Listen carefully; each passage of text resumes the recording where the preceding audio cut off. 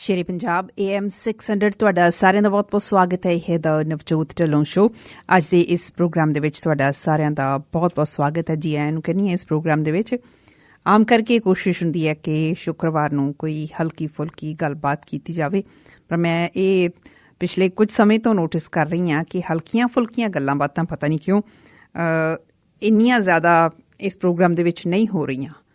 ਜਿੰਨੀ ਵੀ ਗੱਲਬਾਤ ਹੋ ਰਹੀ ਹੈ ਥੋੜ੍ਹੀ ਗੰਭੀਰ ਗੱਲਬਾਤ ਹੁੰਦੀ ਹੈ ਅਤੇ ਕੁਝ ਨਾ ਕੁਝ ਇਹ ਇੰਟੈਂਸ਼ਨ ਦੇ ਉੱਤੇ ਵੀ ਫਰਕ ਪੈਂਦਾ, ਕਿਉਂਕਿ ਜਦੋਂ ਮੈਂ ਇਹ ਪ੍ਰੋਗਰਾਮ ਤੁਹਾਡੇ ਤੱਕ ਲੈ ਕੇ ਆਉਂਦੀ ਹਾਂ ਇੰਟੈਂਸ਼ਨ ਇਹੀ ਹੁੰਦੀ ਹੈ, ਇਰਾਦਾ ਇਹੀ ਹੁੰਦਾ ਕਿ ਕੁਝ ਨਾ ਕੁਝ ਨਵਾਂ ਸਿੱਖਿਆ ਜਾਵੇ, ਕਿਸੇ ਵੱਖਰੇ ਨਜ਼ਰੀਏ ਤੋਂ ਅਸੀਂ ਦੇਖ ਸਕੀਏ, ਦੂਸਰਿਆਂ ਨੂੰ ਸਮਝਣ ਦੀ ਕੋਸ਼ਿਸ਼ ਕਰ ਸਕੀਏ, ਆਪਣੇ ਬਾਰੇ ਬਿਹਤਰ ਸਮਝ ਬਣਾ ਸਕੀਏ। ਸੋ ਇਸੇ ਕਰਕੇ ਮੈਨੂੰ ਲੱਗਦਾ ਹੈ ਕਿ ਇਸ ਪ੍ਰੋਗਰਾਮ 'ਚ ਜਿਹੜੀ ਗੱਲਬਾਤ ਹੁੰਦੀ ਹੈ ਥੋੜ੍ਹੀ ਜਿਹੀ ਉਹ ਭਾਰੀ ਗੱਲਬਾਤ ਹੁੰਦੀ ਹੈ। ਸ਼ਾਇਦ ਕਦੇ ਕਦਾਈ ਤੁਹਾਨੂੰ ਵੀ ਇਹ ਲੱਗਦਾ ਹੋਊਗਾ ਕਿ ਹਜ਼ਮ ਕਰਨੀਆਂ ਗੱਲਾਂ ਔਖੀਆਂ ਹੁੰਦੀਆਂ, ਪਰ ਹੌਲੀ ਹੌਲੀ ਹਾਜ਼ਮਾ ਆਪਣਾ ਬਣਦਾ ਜਾਂਦਾ ਹੈ। ਅਤੇ ਮੈਂ ਇਹੀ ਆਸ ਕਰਦੀ ਹਾਂ ਆਪਣੇ ਸੁਣਨ ਵਾਲਿਆਂ ਕੋਲੋਂ ਕਿ ਅੱਜ ਦਾ ਇਹ ਪ੍ਰੋਗਰਾਮ ਜਿਹੜਾ ਹੈ ਇਹਨੂੰ ਵੀ ਤੁਸੀਂ ਕੁਝ ਇਸੇ ਢੰਗ ਦੇ ਨਾਲ ਹੀ ਰਿਸੀਵ ਕਰ ਲਓਗੇ, ਇਹਨੂੰ ਵੀ ਪਹੁੰਚਾ ਲਓਗੇ, ਕਿਉਂਕਿ ਅੱਜ ਅਸਲ ਦੇ ਵਿੱਚ ਗੱਲਾਂ ਕਿਸੇ ਇੱਕ ਪੱਖ ਤੋਂ ਨਹੀਂ ਹੋਣੀਆਂ, ਬਹੁਤ ਪੱਖਾਂ ਤੋਂ ਹੋਣੀਆਂ। ਮਨੁੱਖ ਹੋਣ ਦੇ ਨਾਤੇ ਆਪਾਂ ਨੂੰ ਪਤਾ ਕਿ ਮਨੁੱਖੀ ਸੁਭਾਅ ਦੇ ਬਹੁਤ ਸਾਰੇ ਪੱਖ ਨੇ, ਪਰ ਕੀ ਆਪਾਂ ਉਹਨਾਂ ਪੱਖਾਂ ਨੂੰ ਸਮਝਦੇ ਹਾਂ? ਬਹੁਤ ਵਾਰ ਅਸੀਂ ਇਹ ਵੀ ਮਹਿਸੂਸ ਕਰਦੇ ਹਾਂ ਕਿ ਸਾਨੂੰ ਤਾਂ ਆਪਣੇ ਬਾਰੇ ਕੁਝ ਨਹੀਂ ਪਤਾ, ਅਸੀਂ ਦੂਸਰੇ ਮਨੁੱਖਾਂ ਬਾਰੇ ਕੀ ਕਹਿਣਾ। ਅਤੇ ਅੱਜ ਇਸ ਪ੍ਰੋਗਰਾਮ ਦੇ ਵਿੱਚ ਇੱਕ ਅਜਿਹੀ ਕਿਤਾਬ ਦੀ ਗੱਲਬਾਤ ਕਰਨੀ ਹੈ ਜਿਹੜੀ ਮਨੁੱਖੀ ਸੁਭਾਅ ਦੇ ਵੱਖ-ਵੱਖ ਪੱਖਾਂ ਦੇ ਉੱਤੇ ਚਰਚਾ ਕਰਦੀ ਹੈ, ਉਹ ਵੀ ਬਹੁਤ ਡੂੰਘਾਈ ਦੇ ਨਾਲ ਕਰਦੀ ਹੈ। ਉਹ ਪੱਖ ਸਾਡੀ ਰੋਜ਼ਾਨਾ ਜ਼ਿੰਦਗੀ 'ਤੇ ਕੀ ਅਸਰ ਪਾਉਂਦੇ ਨੇ, ਕੌਣ ਹੈ ਜੋ ਸਾਡੀ ਜ਼ਿੰਦਗੀ ਦੇ ਵਿੱਚ ਸਾਡੇ ਬਿਹਤਰ ਫੈਸਲੇ ਕਰਨ ਦੇ ਵਿੱਚ ਮਦਦ ਕਰਦਾ ਹੈ, ਜਾਂ ਅਸੀਂ ਜਦੋਂ ਫੈਸਲੇ ਲੈਂਦੇ ਹਾਂ ਕਿਹੜੀਆਂ ਗੱਲਾਂ ਕਿਹੜੀਆਂ ਚੀਜ਼ਾਂ ਸਾਨੂੰ ਪ੍ਰਭਾਵਿਤ ਕਰਦੀਆਂ ਨੇ, ਉਹ ਫੈਸਲੇ ਕਿੰਨੇ ਕੁ ਸਾਡੇ ਆਪਣੇ ਹੁੰਦੇ ਨੇ, ਕਿੰਨੇ ਕੁ ਹੋਰ ਜਿਹੜੇ ਫੈਕਟਰਸ ਨੇ ਉਹ ਪ੍ਰਭਾਵਿਤ ਕਰਦੇ ਨੇ। ਪਰ ਵਧੀਆ ਫੈਸਲੇ ਲੈਣ ਲਈ, ਉੱਤਮ ਫੈਸਲੇ ਲੈਣ ਦੇ ਲਈ ਇਹ ਜ਼ਰੂਰੀ ਹੈ ਕਿ ਅਸੀਂ ਇਹ ਸਮਝ ਸਕੀਏ ਕਿ ਸਾਡੇ ਇਹਨਾਂ ਫੈਸਲਿਆਂ ਨੂੰ ਕੌਣ ਲੋਕ ਪ੍ਰਭਾਵ ਕਰ ਰਹੇ ਨੇ, ਕਿਹੜੀਆਂ ਗੱਲਾਂ ਪ੍ਰਭਾਵਿਤ ਕਰ ਰਹੀਆਂ ਨੇ, ਜਾਂ ਕਿਹੜੀਆਂ ਪ੍ਰੇਰਨਾਵਾਂ ਦੇ ਤਹਿਤ ਅਸੀਂ ਉਹ ਫੈਸਲੇ ਲੈਂਦੇ ਹਾਂ। ਅੱਜ ਜਿਹੜੀ ਕਿਤਾਬ ਤੁਹਾਡੇ ਰੂਬਰੂ ਕਰਨੀ ਹੈ, ਮੇਰੇ ਨਾਲ ਸ਼ਾਮਿਲ ਹੋਣਗੇ ਸ਼ੈਲੀ ਤੇਜਾ ਜੀ। ਤੁਸੀਂ ਸ਼ਾਇਦ ਚੰਗੀ ਤਰ੍ਹਾਂ ਇਸ ਗੱਲ ਤੋਂ ਵਾਕਫ ਹੋ ਕਿ ਸ਼ੈਲੀ ਤੇਜਾ ਜੀ ਕਿਤਾਬਾਂ ਬਹੁਤ ਪੜ੍ਹਦੇ ਨੇ, ਅਤੇ ਉਹਨਾਂ ਦੀ ਹੀ ਇੱਕ ਪ੍ਰੇਰਨਾ ਦੇ ਤਹਿਤ ਮੈਂ ਇਸ ਪ੍ਰੋਗਰਾਮ ਦੇ ਵਿੱਚ ਸਿਲਸਿਲਾ ਸ਼ੁਰੂ ਕੀਤਾ ਸੀ ਕਿ ਮਹੀਨੇ ਦੇ ਵਿੱਚ ਘੱਟੋ ਘੱਟ ਕੋਈ ਇੱਕ ਕਿਤਾਬ ਆਪਾਂ ਜ਼ਰੂਰ ਡਿਸਕਸ ਕਰੀਏ। ਅਤੇ ਤੁਹਾਡੇ ਸਾਰਿਆਂ ਲਈ ਹਾਲੇ ਵੀ ਉਹ ਜਿਹੜਾ ਸੱਦਾ ਹੈ ਬਿਲਕੁਲ ਖੁੱਲ੍ਹਾ ਹੈ। ਤੁਸੀਂ ਕੋਈ ਕਿਤਾਬ ਪੜ੍ਹਦੇ ਹੋ, ਤੁਹਾਨੂੰ ਲੱਗਦਾ ਕਿ ਸਾਰਿਆਂ ਦੇ ਕੰਮ ਆ ਸਕਦੀ ਹੈ ਉਹ ਕਿਤਾਬ, ਹਰ ਇੱਕ ਵਿਅਕਤੀ ਦਾ ਉਹਦੇ ਵਿੱਚ ਇੰਟਰਸਟ ਹੋ ਸਕਦਾ, ਅਤੇ ਤੁਸੀਂ ਵੀ ਉਸ ਕਿਤਾਬ ਨੂੰ ਪੜ੍ਹ ਕੇ ਇਸ ਪ੍ਰੋਗਰਾਮ ਦੇ ਵਿੱਚ ਆ ਕੇ ਡਿਸਕਸ ਕਰ ਸਕਦੇ ਹੋ, ਵਿਚਾਰ ਕਰ ਸਕਦੇ ਹੋ। ਪਰ ਮੈਂ ਸ਼ੁਕਰਗੁਜ਼ਾਰ ਹਾਂ ਸ਼ੈਲੀ ਤੇਜਾ ਹੋਣਾ ਦੀ, ਜਿਹੜੇ ਕਿਤਾਬਾਂ ਪੜ੍ਹਦੇ ਨੇ ਅਤੇ ਕਿਤਾਬਾਂ ਪੜ੍ਹਨ ਦੇ ਲਈ ਪ੍ਰੇਰਿਤ ਕਰਦੇ ਨੇ, ਅਤੇ ਉਸ ਤੋਂ ਬਾਅਦ ਇੰਨਾ ਕੁ ਵੀ ਸਾਡੇ ਲਈ ਸਮਾਂ ਕੱਢਦੇ ਨੇ ਕਿ ਕਿਸੇ ਖਾਸ ਕਿਤਾਬ 'ਤੇ ਉਹ ਸਾਡੇ ਨਾਲ ਆ ਕੇ ਡਿਸਕਸ਼ਨ ਕਰ ਸਕਣ। ਜਿਹੜੇ ਅੱਜ ਸਾਡੇ ਸੁਣਨ ਵਾਲੇ ਨੇ, ਜੇ ਤਾਂ ਉਹਨਾਂ ਨੇ ਇਹ ਕਿਤਾਬ ਨਹੀਂ ਪੜ੍ਹੀ ਹੋਈ ਤਾਂ ਵੀ ਗੱਲਾਂ ਗੌਰ ਨਾਲ ਸੁਣਿਓ। ਜੇ ਤੁਸੀਂ ਇਹ ਕਿਤਾਬ ਪੜ੍ਹੀ ਹੋਈ ਹੈ ਤਾਂ ਤੁਸੀਂ ਆਪਣੀ ਇਨਪੁਟ ਵੀ ਦੇ ਸਕੋਗੇ। ਕਿਤਾਬ ਦਾ ਟਾਈਟਲ ਹੈ the laws of human nature by Robert Greene. Punjabi ਦੇ ਵਿੱਚ ਆਪਾਂ ਇਹਨੂੰ ਟਰਾਂਸਲੇਟ ਕਰੀਏ ਤਾਂ ਮਨੁੱਖੀ ਸੁਭਾਅ ਦੇ ਕਾਨੂੰਨ। ਰੋਬਰਟ ਗ੍ਰੀਨ ਦੀ ਲਿਖੀ ਹੋਈ ਇਹ ਕਿਤਾਬ ਹੈ। ਇਹਦੇ ਵਿੱਚ ਇਸ ਕਿਤਾਬ ਦੇ ਕੀ ਹੈ, ਥੋੜ੍ਹਾ ਜਿਹਾ ਮੈਂ ਇਸ ਕਿਤਾਬ ਬਾਰੇ ਪੜ੍ਹਿਆ, ਬਹੁਤ ਜ਼ਿਆਦਾ ਡਿਟੇਲ 'ਚ ਨਹੀਂ। ਮੈਂ ਇਹਦੇ ਚੈਪਟਰਸ ਦੀਆਂ ਬਰੀਫ ਜ਼ਰੂਰ ਪੜ੍ਹੀਆਂ ਨੇ, ਇਸ ਕਰਕੇ ਮੈਂ ਦੱਸਣਾ ਚਾਹੁੰਦੀ ਕਿ ਇਸ ਕਿਤਾਬ ਦੇ ਵਿੱਚ ਮਨੁੱਖੀ ਸੁਭਾਅ ਦੇ ਉਹ ਪੱਖ ਨੇ ਜਿਨ੍ਹਾਂ ਨੂੰ ਅਕਸਰ ਅਸੀਂ ਅੱਖੋਂ ਓਹਲੇ ਕਰ ਦਿੰਦੇ ਹਾਂ, ਜਾਂ ਜਿਨ੍ਹਾਂ ਬਾਰੇ ਵਿਚਾਰ ਕਰਨ ਤੋਂ ਅਸੀਂ ਗੁਰੇਜ਼ ਕਰਦੇ ਹਾਂ, ਜਾਂ ਅਸੀਂ ਅਕਸਰ ਮੁਨਕਰ ਹੋਏ ਰਹਿੰਦੇ ਹਾਂ, ਡਿਨਾਇਲ ਦੇ ਵਿੱਚ ਰਹਿੰਦੇ ਹਾਂ, ਬਹੁਤ ਸਾਰੀਆਂ ਉਹ ਗੱਲਾਂ। ਸੋ ਅੱਜ ਇਸ ਪ੍ਰੋਗਰਾਮ ਦੇ ਵਿੱਚ ਸਭ ਤੋਂ ਪਹਿਲਾਂ ਸਵਾਗਤ ਕਰਦੇ ਹਾਂ ਸ਼ੈਲੀ ਤੇਜਾ ਜੀ ਦਾ। ਸ਼ੈਲੀ ਜੀ, ਜੀ ਆਇਆਂ ਨੂੰ। ਜੀ ਸਤਿ ਸ਼੍ਰੀ ਅਕਾਲ ਨਵਜੋਤ ਜੀ, ਤੇ ਸਾਰੇ ਸੁਣਨ ਵਾਲੇ ਜਿਹੜੇ ਸ਼ੇਰ ਪੰਜਾਬ ਦੇ ਲਿਸਨਰਸ ਨੇ, ਮੇਰੇ ਵੱਲੋਂ ਪਿਆਰ ਭਰੀ ਸਤਿ ਸ਼੍ਰੀ ਅਕਾਲ। ਸਤਿ ਸ਼੍ਰੀ ਅਕਾਲ ਜੀ, ਜੀ ਆਇਆਂ ਨੂੰ। ਸੋ ਸ਼ੈਲੀ ਤੇਜਾ ਜੀ, ਸਭ ਤੋਂ ਪਹਿਲਾਂ ਤਾਂ ਮੈਨੂੰ ਇਹੀ ਦੱਸੋ ਕਿ ਵੀ ਇਹ ਜਿਹੜੀ ਕਿਤਾਬ ਹੈ the laws of human nature, ਇਹ ਤੁਸੀਂ ਪੜ੍ਹਨ ਦੇ ਲਈ ਚੂਜ਼ ਕਿਵੇਂ ਕੀਤੀ? ਕਿਸੇ ਨੇ ਤੁਹਾਨੂੰ ਇਹ ਕਿਤਾਬ ਪੜ੍ਹ ਕੇ ਪ੍ਰੇਰਿਤ ਕੀਤਾ, ਜਾਂ ਇਹਦਾ ਟਾਈਟਲ ਖਿੱਚ ਗਿਆ, ਜਾਂ ਕੋਈ ਹੋਰ ਵਜ੍ਹਾ ਸੀ?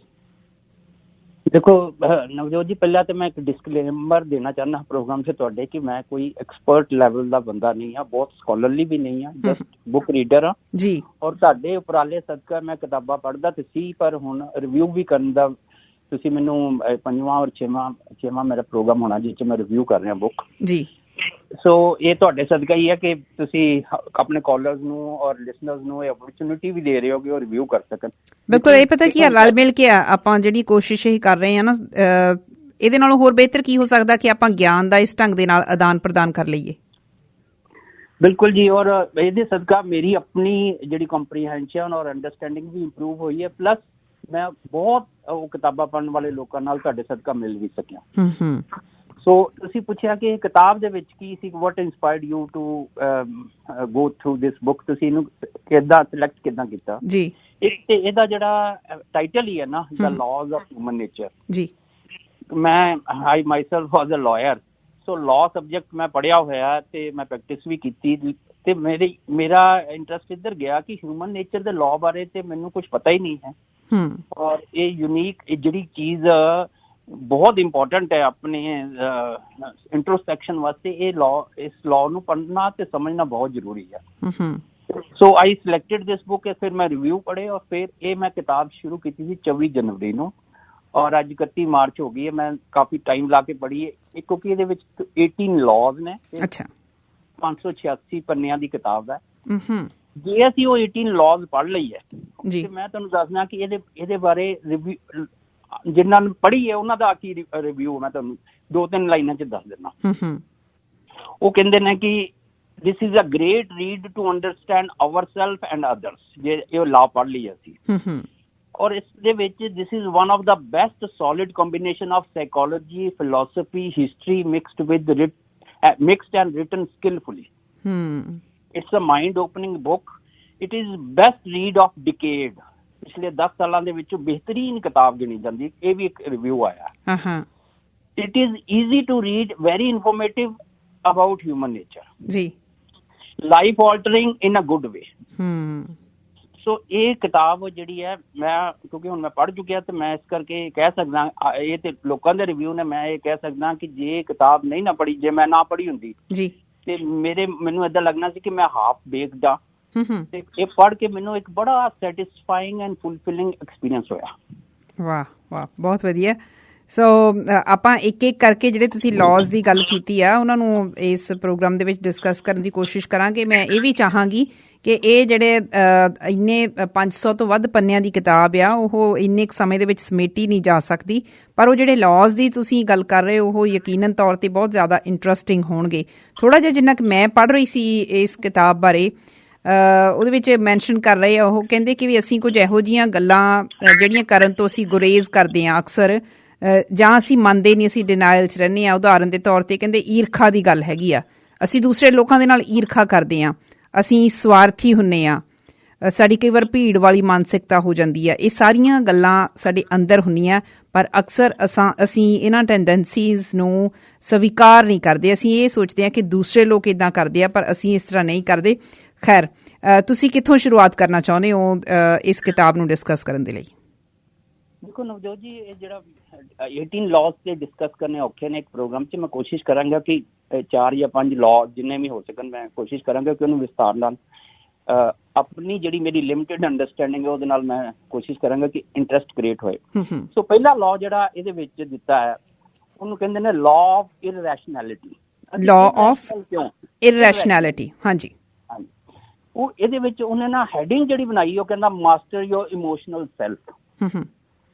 ਸੋ ਇਹਦੇ ਵਿੱਚ ਇਹ ਜਿਹੜੀ ਬੁੱਕ ਹੈ ਨਾ, ਇਹਦੇ ਵਿੱਚ ਉਹਦਾ ਲਿਖਣ ਦਾ ਜਿਹੜਾ ਰਾਈਟਰ ਹੈ ਉਹਦਾ ਲਿਖਣ ਦਾ ਸਟਾਈਲ ਬੜਾ ਅੱਛਾ। ਇੱਕ ਨਾ ਪਹਿਲੇ ਪੈਰੇ ਦੇ ਵਿੱਚ ਉਹ ਤੁਹਾਨੂੰ ਕਨਕਲੂਜਨ, ਤੁਹਾਨੂੰ ਪਤਾ ਲੱਗ ਜਾਂਦਾ ਕਿ ਇਸ ਚੈਪਟਰ ਦੇ ਵਿੱਚ ਕੀ ਹੈ, ਇਸ ਲਾਅ ਦੇ ਵਿੱਚ ਕੀ ਹੈ। ਸੋ ਉਹ ਕਹਿੰਦੇ ਨੇ ਕਿ ਸਾਨੂੰ ਇੰਨਾ ਪਤਾ ਨਹੀਂ ਹੈ ਕਿ ਸਾਡੀ ਜਿਹੜੀ ਇਮੋਸ਼ਨਸ ਨੇ ਨਾ, ਉਹ ਸਾਡੀ ਕਿੰਨਾ ਡੋਮੀਨੇਟ ਕਰਦੀਆਂ ਨੇ ਸਾਨੂੰ, ਸਾਡੀ ਪਰਸੈਪਸ਼ਨ ਨੂੰ, ਔਰ ਉਹ ਡਾਇਲਿਊਟ ਕਰ ਦਿੰਦੀ ਹੈ ਸਾਡੀ ਪਰਸੈਪਸ਼ਨ ਨੂੰ, ਕਲਾਊਡਿਡ ਕਰ ਦਿੰਦੀ ਹੈ। ਅਸੀਂ ਚੀਜ਼ ਨੂੰ ਉੱਦਾਂ ਨਹੀਂ ਦੇਖ ਪਾਉਂਦੇ, ਅਸੀਂ ਥਰੂ ਇਮੋਸ਼ਨਲ ਰਿਐਕਸ਼ਨ ਦੇਖਦੇ ਹਾਂ। ਇਮੋਸ਼ਨਲ ਰਿਐਕਸ਼ਨ ਦੇ ਵਿੱਚੋਂ ਫਿਲਟਰ ਹੋ ਕੇ ਅਸੀਂ ਕਿਸੇ ਚੀਜ਼ ਨੂੰ ਦੇਖ ਰਹੇ ਹਾਂ, ਫਿਲਟਰ ਕਰਕੇ ਦੇਖਦੇ ਹਾਂ। ਅਸੀਂ ਜਿਹੜੇ ਥਿੰਕਰ ਨਹੀਂ ਆ, ਐਕਚੁਅਲੀ ਰਿਐਕਟਰ ਆ। ਅੱਛਾ। ਸੋ ਉਹ ਕਹਿੰਦਾ ਕਿ ਇਹ ਜਿਹੜੀ ਹੈ ਨਾ, ਇਹ ਜਿਹੜੀ ਪਾਵਰ ਹੈ ਇਹ ਨੈਚੁਰਲੀ ਨਹੀਂ ਆਉਂਦੀ, ਇਹ ਕਲਟੀਵੇਟ ਕਰਨੀ ਪੈਂਦੀ ਪਾਵਰ। ਪਹਿਲਾਂ ਤੇ ਆਪਣਾ ਜੇ ਪੋਟੈਂਸ਼ੀਅਲ ਨੂੰ ਅਸੀਂ ਕਰਨਾ ਹੈ, ਫੁੱਲੀ ਯੂਜ਼ ਕਰਨਾ, ਤੇ ਆਪਣੀ ਇਮੋਸ਼ਨਲ ਸੈਲਫ ਨੂੰ ਕੰਟਰੋਲ ਕਰਨਾ ਆਉਣਾ ਚਾਹੀਦਾ। ਅੱਗੇ ਉਹਨਾਂ ਨੇ ਇਹ ਦੱਸਿਆ ਕਿ ਕਿੱਦਾਂ ਕਰਨਾ। ਇਹ ਤੇ ਸਮਝਾਤਾ ਕਿ ਜਦੋਂ ਤੱਕ ਅਸੀਂ ਇਮੋਸ਼ਨ ਨੂੰ ਕੰਟਰੋਲ ਨਹੀਂ ਕਰਾਂਗੇ ਸਾਡੇ 'ਚ ਇਰੈਸ਼ਨੈਲਿਟੀ ਰਹਿਣੀ, ਅਸੀਂ ਰੈਸ਼ਨਲ ਬਣ ਨਹੀਂ ਸਕਦੇ ਜੀ। ਉਹਦੇ ਵਾਸਤੇ ਉਹਨਾਂ ਨੇ ਕਿਹਾ ਕਿ ਸਾਨੂੰ 6 ਟਾਈਪਸ ਆਫ ਬਾਇਸਿਸ, ਸਾਡੇ ਵਿੱਚ ਨਾ ਬਾਇਸਿਸ ਨੇ, ਪੱਖਪਾਤੀ ਹੋ ਜਾਂਦੇ ਅਸੀਂ। ਹਾਂ ਜੀ, ਇਮੋਸ਼ਨਸ ਕਰਦੇ। ਅੱਛਾ, ਉਹ 6 ਟਾਈਪ ਦੇ ਪਹਿਲਾਂ ਬਾਇਸਿਸ ਮੈਂ ਦੱਸਦਾ, ਫਿਰ ਇੱਕ ਇੱਕ ਨੂੰ ਡਿਸਕਸ ਕਰਦੇ ਆਪਾਂ ਜੀ। ਪਹਿਲਾ ਹੈਗਾ ਹੈ ਕਿ ਉਹ ਕਹਿੰਦਾ ਹੈ ਕਿ ਪਹਿਲਾ ਹੈਗਾ ਸਾਡਾ ਜਿਹੜਾ ਉਸਨੂੰ ਅਸੀਂ ਕਹਿੰਦੇ ਕਨਫਰਮਿਟੀ ਬਾਇਸ। ਕਨਫਰਮੇਟਿਵ ਬਾਇਸ, ਹਾਂਜੀ, ਕਨਫਰਮੇਟਿਵ ਬਾਇਸ। ਉਹ ਕਹਿੰਦਾ ਹੈ ਕਿ ਕਨਫਰਮੇਟਿਵ ਬਾਇਸ ਕੀ ਹੁੰਦਾ ਹੈ ਕਿ ਕੁਛ ਥਿਊਰੀਜ਼, ਆਈਡੀਓਲੋਜੀਜ਼, ਈਵਨ ਕੁਛ ਬਿਲੀਵਸ ਵੀ ਏਦਾਂ ਦੇ ਨੇ ਜਾਂ ਫੇਥ ਵੀ ਏਦਾਂ ਦੇ ਨੇ ਜਿਹਦੇ ਵਿੱਚ ਨਾ ਜੇ ਕੋਈ ਕਨਫਰਮ ਕਰਦਾ ਤਾਂ ਸਾਨੂੰ ਉਹ 'ਚ ਪਲੇਅਰ ਪ੍ਰਿੰਸੀਪਲ ਆਉਂਦਾ, ਉਹ 'ਚ ਸਾਨੂੰ ਮਜ਼ਾ ਆਉਂਦਾ ਕਿ ਮੇਰੀ ਜਿਹੜਾ ਬਿਲੀਵ ਨੂੰ ਕੋਈ ਕਨਫਰਮ ਕਰ ਰਿਹਾ। ਉਹਦੇ ਵਿੱਚ ਕੀ ਹੁੰਦਾ ਕਿ player principle and its unconscious influences, ਕਿਉਂਕਿ ਅਸੀਂ ਪਹਿਲਾਂ ਹੀ ਉਹਦੇ ਪੱਖਪਾਤੀ ਹੁੰਦੇ ਆ ਤੇ ਸਾਨੂੰ ਉਹਦੇ ਵਿੱਚ ਪਲੇਅਰ ਆਉਂਦਾ ਤੇ ਉਹ ਕਨਵਿਕਸ਼ਨ ਬਾਇਸ, ਜਿਹੜਾ ਕਨਫਰਮੇਟਿਵ ਬਾਇਸ ਹੈ, ਉਹ ਹੋਰ ਪੱਕਾ ਹੋਈ ਜਾਂਦਾ ਸਾਡਾ। ਸੋ ਆਪਾਂ ਉਦਾਹਰਨ ਲੈ ਸਕਦੇ ਹਾਂ ਇਹਦੀ ਕੋਈ? ਹਾਂਜੀ, ਬਹੁਤ ਸਾਰੀਆਂ ਉਦਾਹਰਨਾਂ ਦੇ ਸਕਦੇ ਹਾਂ। ਜਿੰਨੇ ਵੀ ਮੋਸਟਲੀ ਆਈਡੀਓਲੋਜੀਜ਼ ਜਾਂ ਪਾਰਟੀਜ਼ ਨਾਲ ਜਾਂ ਪੋਲੀਟੀਕਲ ਪਾਰਟੀਜ਼ ਨਾਲ ਜੁੜੇ ਨੇ ਜਾਂ ਮੋਸਟਲੀ ਫੇਥ ਨਾਲ ਵੀ ਜੁੜੇ ਨੇ, ਉਹ ਵੀ ਇੱਕ ਤਰ੍ਹਾਂ ਦੀ ਕਨਫਰਮੇਟਿਵ ਬਾਇਸ, ਕਿਉਂਕਿ ਹੋਰ ਲੋਕ ਕਨਫਰਮ ਕਰ ਰਹੇ ਨੇ, ਉੱਥੇ ਉਹਨਾਂ ਗਰੁੱਪਸ ਦੇ ਵਿੱਚ ਸਾਨੂੰ ਮਜ਼ਾ ਆਉਂਦਾ ਜਿੱਥੇ ਉਹ ਕਨਫਰਮੇਟੀ ਮਿਲਦੀ ਹੈ। ਚਾਹੇ ਸਾਡਾ ਕੋਈ ਪੋਲੀਟੀਕਲ ਸਿਧਾਂਤ ਹੈਗਾ ਆ, ਜੇ ਅਸੀਂ ਉਸ ਤਰ੍ਹਾਂ ਦੀ ਜਿਹੜੀ ਸੋਚ ਰੱਖ ਰਹੇ ਹਾਂ ਜਾਂ ਅਸੀਂ ਉਸ ਤਰ੍ਹਾਂ ਵਿਚਾਰ ਰੱਖਦੇ ਹਾਂ, ਜੇ ਕੋਈ ਇਹੋ ਜਿਹੀ ਗੱਲ ਕਰਦਾ ਸਾਨੂੰ ਉਹ ਚੀਜ਼ ਦੀ ਕਨਫਰਮੇਸ਼ਨ ਹੋ ਜਾਂਦੀ ਹੈ। ਪਰ ਉਹਨੂੰ ਤੁਸੀਂ ਦੱਸ ਰਹੇ ਹੋ ਕਿ ਇਸ ਰਾਈਟਰ ਨੇ ਕਨਫਰਮੇਸ਼ਨ ਬਾਇਸ ਦਾ ਨਾਂ ਦਿੱਤਾ। ਅਸੀਂ ਪੱਖਪਾਤੀ ਹੋ ਜਾਂਦੇ ਹਾਂ ਨਾ ਚਾਹ ਕੇ ਵੀ, ਜੇ ਅਸੀਂ ਜਾਂ ਅਵੇਅਰ ਵੀ ਨਹੀਂ ਹੁੰਦੇ ਉਸ ਬਾਰੇ। ਬਿਲਕੁਲ ਜੀ, ਅਸੀਂ ਕਿਉਂਕਿ ਉਹਦੇ ਵਿੱਚ ਸਾਨੂੰ ਕੀ ਇੱਕ ਪਲੇਅਰ ਆਉਂਦਾ ਹੈ, ਇੱਕ ਮਜ਼ਾ ਆਉਂਦਾ ਹੈ, ਉਹਨਾਂ ਗਰੁੱਪ ਦੇ ਵਿੱਚ ਵੀ ਮਜ਼ਾ ਆਉਂਦਾ ਹੈ। ਇਸੇ ਕਰਕੇ ਤੁਸੀਂ ਆਈਡੀਓਲੋਜੀ ਵਾਲੇ ਬੰਦੇ ਦੇਖ ਲਓ, ਉਹ ਆਪਣੇ ਗਰੁੱਪ ਦੇ ਵਿੱਚ ਬੜੇ ਕੰਫਰਟੇਬਲ ਰਹਿੰਦੇ ਨੇ। ਧਰਮਾਂ, ਇਸੇ ਤਰ੍ਹਾਂ ਫੇਥ ਦੀ ਗੱਲ ਕੀਤੀ ਆ, ਧਰਮਾਂ ਦੀ ਗੱਲ ਕੀਤੀ ਆ, ਤਾਂ ਹੀ ਅਸੀਂ ਜੁੜ ਜਾਂਦੇ ਹਾਂ ਆਪਾਂ ਇੱਕ ਦੂਸਰੇ ਦੇ ਨਾਲ, ਕਿਉਂਕਿ ਆਪਾਂ ਕਨਫਰਮ ਕਰ ਰਹੇ ਹੁੰਦੇ ਹਾਂ ਤੇ ਉਸੇ ਤਰੀਕੇ ਦੇ ਨਾਲ ਅਸੀਂ ਬਾਇਸਡ ਵੀ ਹੁੰਦੇ ਹਾਂ। ਬਿਲਕੁਲ ਜੀ, ਉਹ ਨੈਚੁਰਲੀ ਆ ਜਾਂਦਾ ਉਹ ਜਿਹੜਾ ਚੀਜ਼ ਆਉਂਦਾ। ਅਗਰ ਕੋਈ ਉਹਨੂੰ ਚੈਲੰਜ ਕਰਦਾ ਨਾ, ਅਸੀਂ ਸਟੈਟਿਸਟਿਕਸ, ਸਟੱਡੀਜ਼, ਬੜੀਆਂ ਚੀਜ਼ਾਂ ਮਤਲਬ ਉਸਨੂੰ ਪ੍ਰੂਵ ਕਰਨ ਲਈ ਬਹੁਤ ਕੁਝ ਕਰਦੇ। ਇਹਦੇ ਨਾਲ ਸਾਡੇ 'ਚ ਇਰੈਸ਼ਨੈਲਿਟੀ ਆ ਜਾਂਦੀ ਹੈ, ਅਸੀਂ ਰੈਸ਼ਨਲ ਨਹੀਂ ਰਹਿੰਦੇ, ਠੀਕ ਹੈ, ਦੇਖਦੇ ਸਾਡੀ ਪਰਸੈਪਸ਼ਨ ਡਿਲੂਟ ਹੋ ਜਾਂਦੀ ਹੈ। ਸੈਕੰਡ ਹੈਗਾ ਕਨਵਿਕਸ਼ਨ ਬਾਇਸ। ਕਨਵਿਕਸ਼ਨ ਦਾ ਮਤਲਬ ਕਿ ਕਿਸੇ ਆਈਡੀਆ ਨੂੰ ਤੁਸੀਂ ਸੱਚ ਮੰਨ ਲਿਆ, ਦੇयर इज नो ਐਬਸੋਲੂਟ ਟਰੂਥ, ਕੋਈ ਐਬਸੋਲੂਟ ਟਰੂਥ ਹੁੰਦਾ ਨਹੀਂ ਹੈ। ਕਿਸੇ ਆਈਡੀਆ ਨੂੰ ਤੁਸੀਂ ਕਨਵਿਕਸ਼ਨ ਦੇ ਨਾਲ ਮੰਨ ਲਿਆ ਤੇ ਉਹ ਵੀ ਇੱਕ ਬਾਇਸ ਬਣ ਜਾਂਦਾ, ਉਹਦੇ ਵਿੱਚ ਸੀਕ੍ਰੇਟਲੀ ਉਹ ਪਲੀਜ਼ਿੰਗ ਹੋ ਜਾਂਦਾ ਸਾਡੇ। ਸੋ ਉਹ ਵੀ ਇੱਕ, ਉਹ ਇਹ ਜਿਹੜੀ ਚੀਜ਼ਾਂ ਨੇ ਜਿੰਨੀਆਂ ਵੀ ਬਾਇਸਿਸ ਨੇ, ਸਾਡੀ ਇਮੋਸ਼ਨਲ ਅਟੈਚਮੈਂਟ ਕਰਕੇ ਹੈ। ਬਿਲਕੁਲ, ਹਾਂਜੀ। ਇਸ ਤੋਂ ਅਗਲਾ ਤੀਸਰਾ ਹੈਗਾ ਅਪੀਅਰੈਂਸ ਬਾਇਸ। ਇੰਟਰਸਟਿੰਗ। ਹਾਂਜੀ, ਅਪੀਅਰੈਂਸ ਬਾਇਸ ਕੀ ਹੈ ਕਿ we see people as they are but not as they appear to us. ਅੱਛਾ, ਇਹਦੇ ਵਿੱਚ ਹੈਲੋ ਇਫੈਕਟ ਆ ਜਾਂਦਾ ਹੈ, ਹੈਲੋ ਇਫੈਕਟ ਵੀ ਕਹਿੰਦੇ ਨੇ, HAL, ਹੈਲੋ, ਹਾਲੋ ਕਹਿੰਦੇ ਨੇ, ਹਾਲੋ ਕਹਿ ਦਿੰਦੇ ਆ, ਹਾਲੋ ਇਫੈਕਟ। ਕਹਿੰਦੇ ਜਦੋਂ ਅਸੀਂ when we see a good looking person in a photo, we assumed him as a good person. ਅੱਛਾ, ਸੋ ਉਹ ਹੁੰਦਾ ਨਹੀਂ ਹੈ ਕਈ ਵਾਰੀ। ਸੋ ਚਾਹੇ ਉਹ ਬਿਊਟੀ ਦੀ ਗੱਲ ਹੈ, ਚਾਹੇ ਉਹ ਰਿਚਨੈਸ ਦੀ ਗੱਲ ਹੈ, ਅਮੀਰੀ ਦੀ ਗੱਲ ਹੈ, ਗਰੀਬੀ ਦੀ ਗੱਲ ਹੈ, ਜਿਸ ਤਰ੍ਹਾਂ ਵੀ ਸਾਨੂੰ ਉਹ ਪਰਸਨ ਦਿਸ ਰਿਹਾ ਹੈਗਾ, ਅਸੀਂ ਉਹਦੀ ਦਿੱਖ ਦੇ ਹਿਸਾਬ ਨਾਲ ਲੈ ਲੈਂਦੇ ਹਾਂ ਉਹਨੂੰ। ਬਿਲਕੁਲ ਜੀ, ਅਸੀਂ ਉਹਦੀ ਦਿੱਖ ਦੇ ਹਿਸਾਬ ਨਾਲ ਲੈ ਲੈਂਦੇ ਹਾਂ ਤੇ ਉਹਦੇ ਵਿੱਚ ਅਸੀਂ ਖਤਾ ਖਾ ਜਾਂਦੇ ਹਾਂ। ਉਹ ਮਿਸਲੀਡਿੰਗ ਹੁੰਦਾ ਹੈ, ਕਿਉਂਕਿ ਜਿਹੜੀ ਸੋਸ਼ਲ ਸਿਚੁਏਸ਼ਨ ਨੂੰ ਪ੍ਰੈਜ਼ੈਂਟ ਕਰਨ ਲਈ ਹਰ ਬੰਦੇ ਇੱਕ ਗੁੱਡ ਐਕਟਰ ਹੁੰਦਾ ਹੈ, ਤੇ ਉਹ ਜਿਹੜੀ ਚੀਜ਼ ਮਤਲਬ ਜਿੱਦਾਂ ਦਿਖ ਰਿਹਾ ਹੁੰਦਾ ਸਾਨੂੰ, ਉਹ ਉਦਾਂ ਦਾ ਹੁੰਦਾ ਨਹੀਂ ਹੈ। ਇਸ ਕਰਕੇ ਇਸ ਨੂੰ ਕਹਿੰਦੇ ਨਾ ਅਪੀਅਰੈਂਸ ਬਾਇਸ। ਅੱਛਾ, ਇਸ ਤੋਂ ਅਗਲਾ ਆ ਜਾਂਦਾ, ਇਹ ਬੜਾ ਜਿਹੜਾ ਅਗਲਾ ਵਾਲਾ, ਇਹਨੂੰ ਕਹਿੰਦੇ ਗਰੁੱਪ ਬਾਇਸ।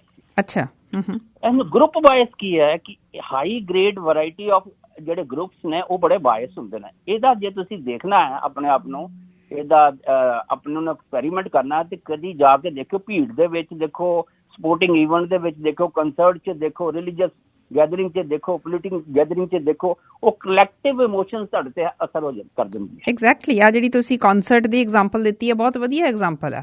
ਕਿਤੇ ਕਨਸਰਟ ਆ ਜਾਂ ਕੋਈ ਰਿਲੀਜੀਅਸ ਗੈਦਰਿੰਗ ਵੀ ਹੋਈ ਆ, ਜਿਸ ਤਰ੍ਹਾਂ ਕਿਸੇ ਵੀ ਥਾਂ ਦੀ ਆਪਾਂ ਦੇਖ ਲਈਏ, ਉੱਥੇ ਉਹ ਜਿਹੜੇ ਇਮੋਸ਼ਨਸ ਆ ਉਹ ਕਲੈਕਟਿਵ ਆ ਤੁਹਾਡੇ ਉਸ ਟਾਈਮ।